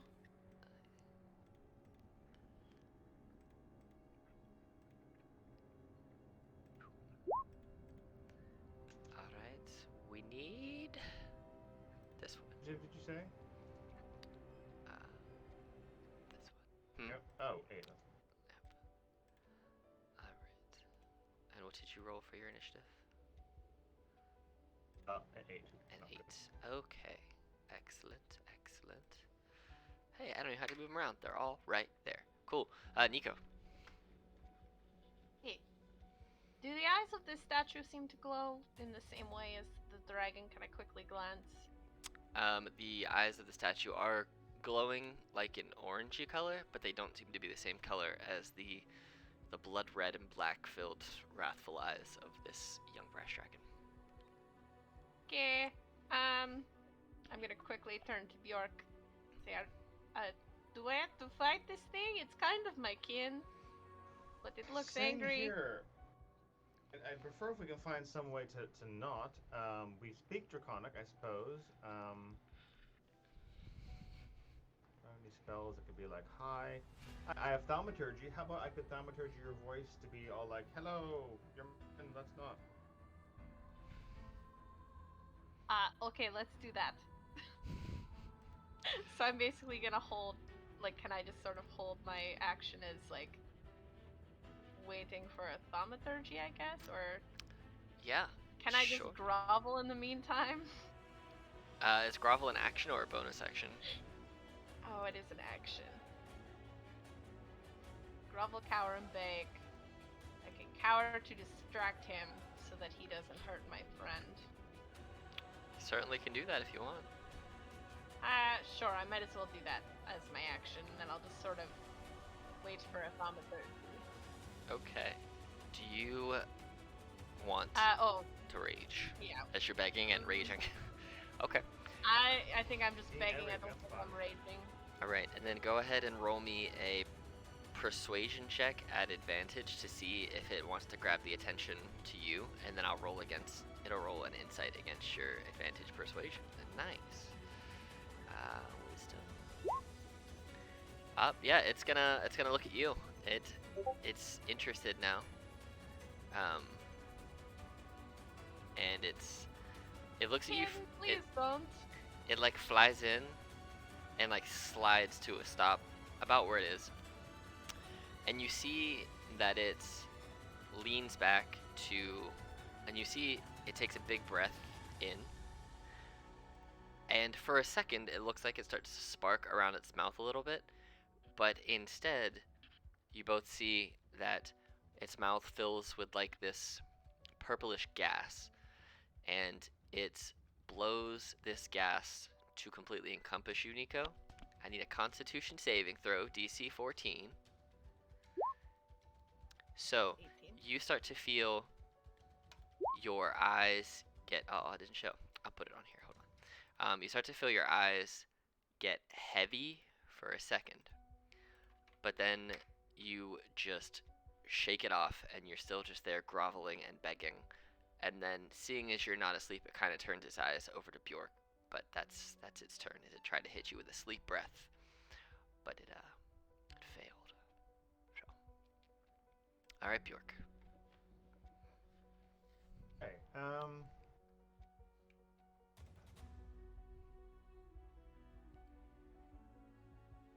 much damage did Nico take? None. It tried to put it to sleep. I tried to put him to sleep, but Okay. Nico passed the save. So Nico did not fall asleep. Nico is just covered in sleeping gas. Just feeling a little bit more relaxed, though. Not quite as ragey, but still ragey. Let's see here. Let's see what I can. Which is good, because that would have knocked you out of range immediately.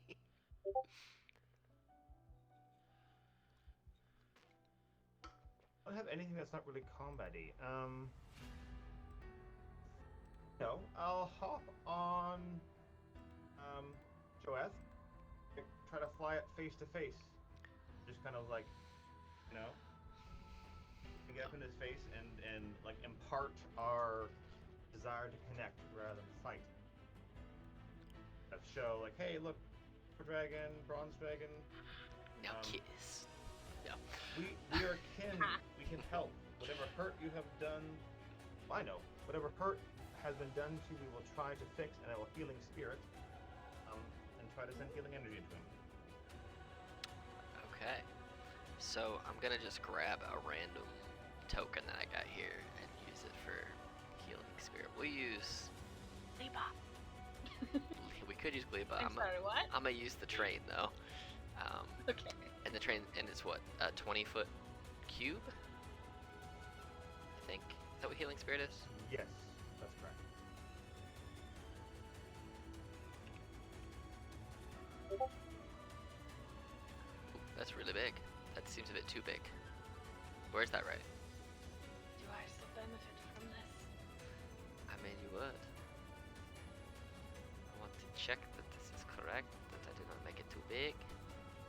No, it's a 5-foot cube, not a 20-foot cube. I was like, something's really off with this. Yeah, I was like, that seems a little. A little big. There we go, that makes more sense. Cool. Alright, so you're tossing the healing spirit, and you're going to try and use it to break its. To cure it of its stuff? Yes, and to try and convince it that we have good intent. Heal it if I can. Okay. Demonstrate with ward and action and magic that we're on its side. Alright, so are you using a second or a third level spell slot for that? Oh, we'll do third. Why not? Let's make it stronger. Okay, cool. So you've used a first and a third so far, and you've used 2/3 because you used lightning arrow. Okay, and conjure brush. So you've used all your thirds now. Got it. Yes, hooray. Cool. All right, so go ahead and roll 2d6s for the heals. Okie doke. I'll just. Yeah. Can you roll them for me? Yeah, Just sure. roll here. There's a clicker, isn't there? Click, click. Oh. Two. Nice. 2. Hey. Success. Double ones. All right, cool. So that effectively dropped your hunter's mark, but that's fine because that's a focus one. So you throw 2 healing points its way, and it kind of looks at Joeth and starts to snarl a little bit, but doesn't take any immediate aggressive action, but looks a little confused, but still in attack mode. And the portal Okay. behind it that it came Nico, I through don't in the think this worked ceiling Too well. is still open.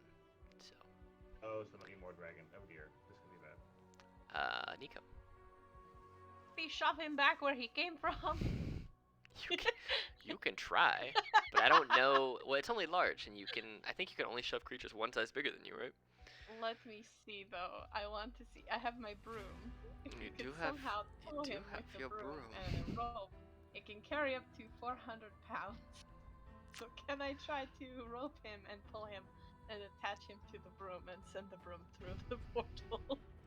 You're gonna give up the broom to send this dragon through the portal? Um, I mean, I could tell it to come back after. that's but, true. You could. You I know what? mean, Sure. If you're willing to throw the broom at I the will risk- dragon. I will risk the broom. I will because Okay. this is great, All and I right. don't want to hurt it. So you're gonna basically try to like slam the broom into its chest and force it back through the portal. Cool. Yeah. So I'm it going will to be. tell them, please All right. So send him back. it's gonna be contested. So you'll do an athletics check, and it will either do athletics or dexterity. And I'm gonna say it's at advantage because it's a dragon against a broom. That's So, fair. um, That is fair. But you also have advantage because it's a strength check. So basically, these are gonna nullify each other, but you both get advantage. So 23 Why to do I have it there? because you're raging, and you have advantage on all strength-based checks when you rage. Fine. So you see Nico take this broom and just command it and then run up and like pushing on it to get the dragon. The dragon came through here, so what I'll say is that you can push the dragon back half of its fly speed because it is resisting, Yes. which will get it to right beneath the portal. So you'll still have to make another check to try and force it up into the portal, but you shoved it back across the room and you're holding it like beneath the portal right now. So basically, I'll say Kind of that you have holding. it. I'll say you have it grappled, for the purposes of it can't move unless it actively breaks it. But like you and your broom are holding this grappled dragon like beneath the portal. So, and on your next turn, you can try and shove it up there if you want. Please go. Please. All right, it's the dragon's turn. Yeah. Oh no. Well, firstly, let's just. No, cool. It gets neither of its breath weapons because it only gets to use one at a time unless it gets them back. So it can't move unless it breaks, and it's seeing that you're trying to get through it, but it looks like all the words that you say aren't quite getting through. It looks like something's kind of like blocking its sensibilities, so it's just gonna try to attack you instead of breaking out. So it's gonna try and bite and claw you. So a bite and 2 claw attacks at you. So here's the bite. Yep, that hits. So it's halved, remember, because you're raging. So 7 there, and then a claw and a claw. And then, so 14 total damage. So another 7. Yep, Okay. and then the 10 misses. So it just bites and then claws down on you and goes to swipe the second time, but you throw your shield up just in time, and you feel the claws kind of get through and kind of scratch your arm a little bit, and as you look, there are deep, deep gashes from dragon claws in your shield now, but it's still kind of stuck there, being like pinned by this broom in the chest, trying to fight its wings against you, but still there. Bjork.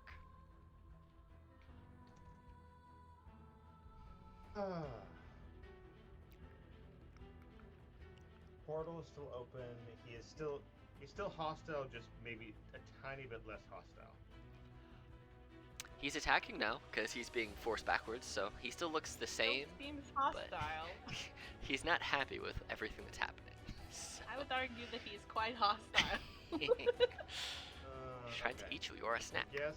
But we are still Just trying to be Hunter's pacifist. mark and Yes? shoot him twice. Yes, Sure. that's- If you hunter's mark, it'll drop your healing spirit, just so you know. That's right. But I'll just do 2 attacks then with my Hunter's strike. Okay.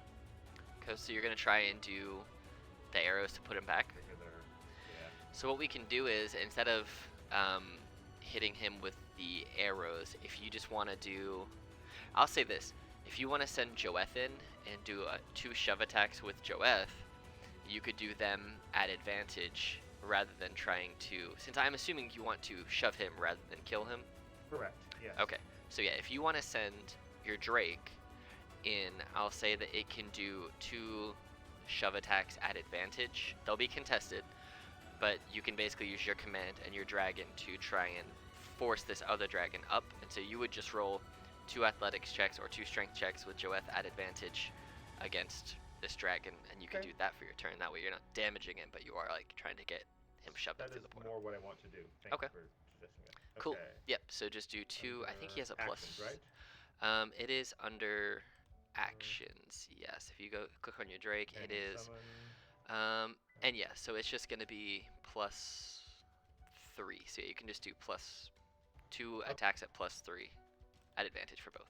So Okay, I'll just roll 4d20. yeah, that's fine. 4. Oh, they cluster together. So we have a 4 and a 6. Okay. And a 9 and a 17. Okay. So it's 17 will take 17 and 6 plus 3 on each. cool. So yeah. So 17 and then the 6. So it's a 20 and a 9. So it's going to contest against both of them. And it will just be normal contested athletics checks. So here's the first one. A 9. So it fails the first one. And the second one. Yay. Wow. It fails both. Yeah. And as it is right now, basically, he's still much bigger than Joeth. So basically, at this point, Joeth has him like right on the edge of the portal where he's beating his wings and they're coming like in and out of the portal. So Joeth has got him and is like forcing him and forcing him. He's right at the edge. He's not quite there yet, but he's very close. So you've had 2 overall successes to get him back in the portal. You need a 3rd overall success to get him in the portal. Okay. So you guys are 2/3 of the way there. Knows that as well and kind of stand back next to Nico to try to protect him a little bit. Okay. So, all right, there's that. Nico, it is your turn. You got the broom there. You got Joeth there pushing. What you do? Try again with the broom. Okay, cool. So go ahead and Twice that. yeah, we'll do the same thing. Roll athletics checks, and he's gonna Athletics. roll athletics checks, and then we'll Okay, see let's how go this broom. goes. Go broom, go! Oh!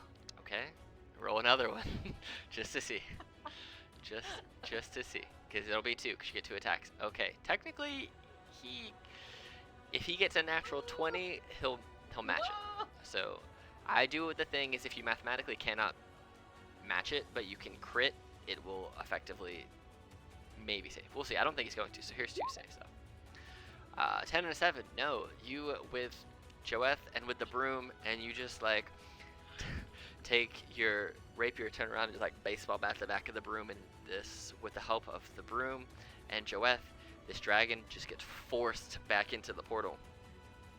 And the portal itself is still open, but as the dragon is forced through,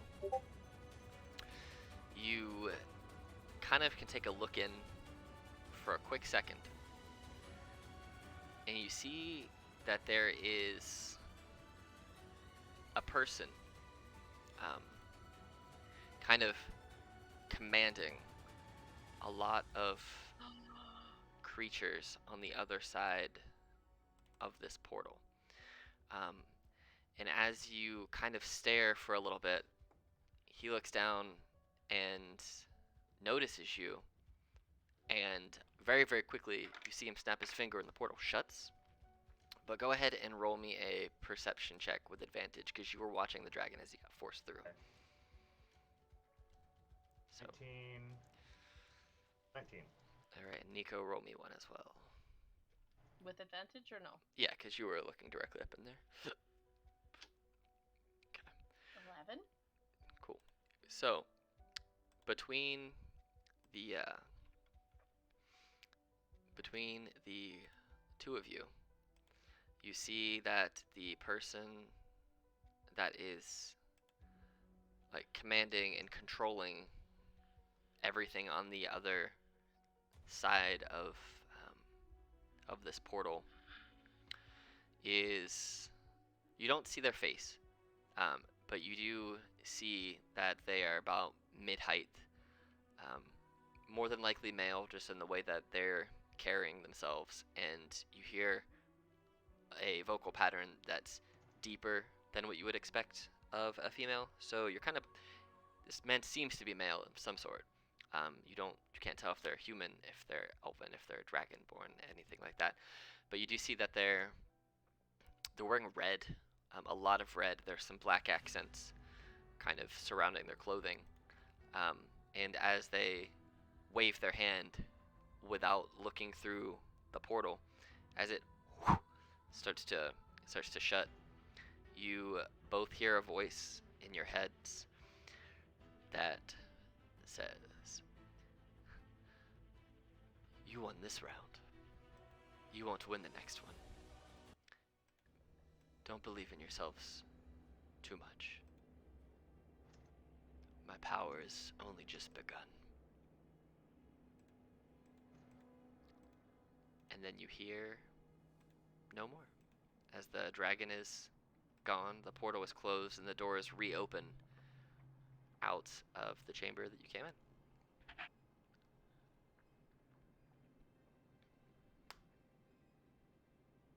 That was a surprise. We did Nico, it. are you okay? Oh yes, that was delightful. You caught on immediately to the plan, and I'm so happy we are working together. Yes. And the dragon didn't Oh. even get hurt. We report back now, I guess? I mean, this feels like a success. Yes, I mean, was there something we were supposed to get as well, though? Oh, yes, that's right. It wasn't the book. We're What was it? supposed to loot some things, right? Maybe, what is this sword looking like? So, as you kind of look at the sword, we do have the notes and whatnot from the one desk in that office that you found. So you still have Oh, those. yes. You collected those. And on this, it's more of like a longer dagger, not quite a short sword, but it's fairly long. You could use it as a dagger if you needed to, but it wouldn't be strong enough to be a short sword. But as you look at it, there are symbols, mostly in Draconic and a language you don't recognize, and it looks to be something to control dragon and dragonkin with. It looks like there is some blood on it, and it looks like it's very likely that one of the people in this room, they met the same adventure as you, and the dragon was forced through the portal, and they tried to control it by cutting themselves across the hand or somewhere, and it did not work as they are all dead. But Oh. yes, it looks like this could be used to try and control some dragon or some dragonkin. But Powerful in the wrong hands. I suppose this is something we should take back. This is kind of part of the Arcane Inquisitor's thing, right? We protect these things so that it doesn't get into the wrong hands. Yes. Safe to move? Do we need to wrap in cloth or something? Ooh, I don't want to touch it. I think, yes, cloth would be good. Okay. I'll grab some cloth and try to gently pull it forward. And then as you guys are also looking around this room, it doesn't matter which one, but do one of you want to roll me a D100, please? Want to go? Sure. Go. We'll go for it. Boom, another portal. Boop. Roll. 1. Just above half. 51. Okay. So, alright, so as you're kind of looking around, you see that you managed to find this longer dagger on top, but as you lifted it off, as you wrapped it in whatever cloth or fabric you found it, that you wrapped it in, you lifted it off, and as you lifted it off, the glowing eyes of the statue kind of fade. They go from being this orangey glow to just no longer there. And the altar in front of you, you hear a hiss, just, and then and you see that the top of it kind of shifted, so it's no longer flush beneath it, and it looks like it is a chest of some sort. And as you, there doesn't seem to be poison gas or anything, but as it shifts and you guys can push the lid astray, you guys find this many gold pieces worth of gems. You guys find 15 gems worth 50 gold pieces each. I'm sorry, I misspoke. So 15 gems, each worth 50 gold pieces. As well, as how many times am I gonna roll here? 4. Jesus, that's max dice on that. Okay, so I need each of you to roll me 2 D100s. 2 D100s. Wow. 2 D100 each.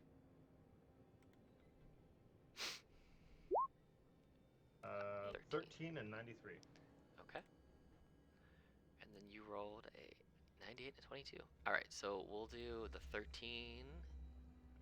What's the lowest one? Let's see what we got. All right, so we'll do 13 first. So, Michael, you got another potion of greater healing. Ooh. For your first one. With a 22, you find, Nico, a potion of fire breath. So you can be really dragony now. And then with a 93, you find a set of, I don't know if it's going to be helpful to you or not, but let me double check. Yes, it will actually. You find yourself a set of mithril armor.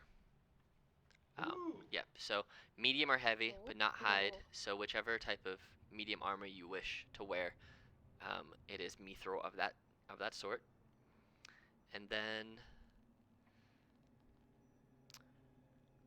alright. And then because you don't currently have a mount, we're just gonna. You can either roll again another D100, or I can just take 99. You tell me. What do you want to do, Nico? It's writing down the armor thing. Okay. So I can roll another D100 or what? Or what's the option? Or I'll take a 99 because it's the next number up. You tell me. It's up to you. Just do a 99. That's fine. Okay, cool. So you have, alongside that potion of fire breath, you also find in there a magical wand, which is a wand of magic detection. So instead of armor, wand. So you get the potion of fire breath and wand of magical detection, and then Bjork gets a potion of greater healing and the mithril armor. So there were 4 total items. Yeah, you guys rolled for the items that you got. So you have a wand of magic detection and a potion of fire breath, and Bjork, you have another greater healing potion and a mithril armor of whatever medium or heavy armor that you wear. And I think you probably wear studded leather. So yeah, there's probably mithril studded leather in there. But you're going to look so cool. Actually, there is my silver main name as well. There's not. Silver There's shirt, actually, yeah, there's mithril breastplate, chainmail, chain shirt, or half plates. Do you have a preference on which to wear? I will say the half plate, the chainmail. Well, you can't wear. You can only wear medium. So you can do a breastplate, a chain shirt, or a half plate. A half plate has the most armor. If you want that. Chain shirt. A chain shirt, a breastplate, which or has disadvantage on none of stealth. it's mithril, so you don't have it any disadvantage. Yeah. So. Okay. Then yeah, the half plate. Sure. Cool. All right, so I'll toss that on here for you. Let's see if it actually. I don't think it's gonna change your. No, it won't change your AC at all. So yeah, it's no real difference in benefit to you. I don't think. Oh, let's see.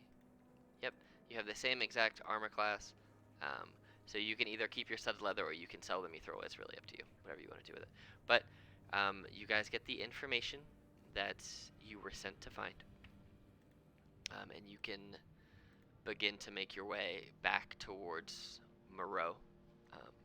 It's been, at this point, by the time you get out of here and you get back up to the above temple grounds, it's late afternoon, early evening at this point, about dinner time.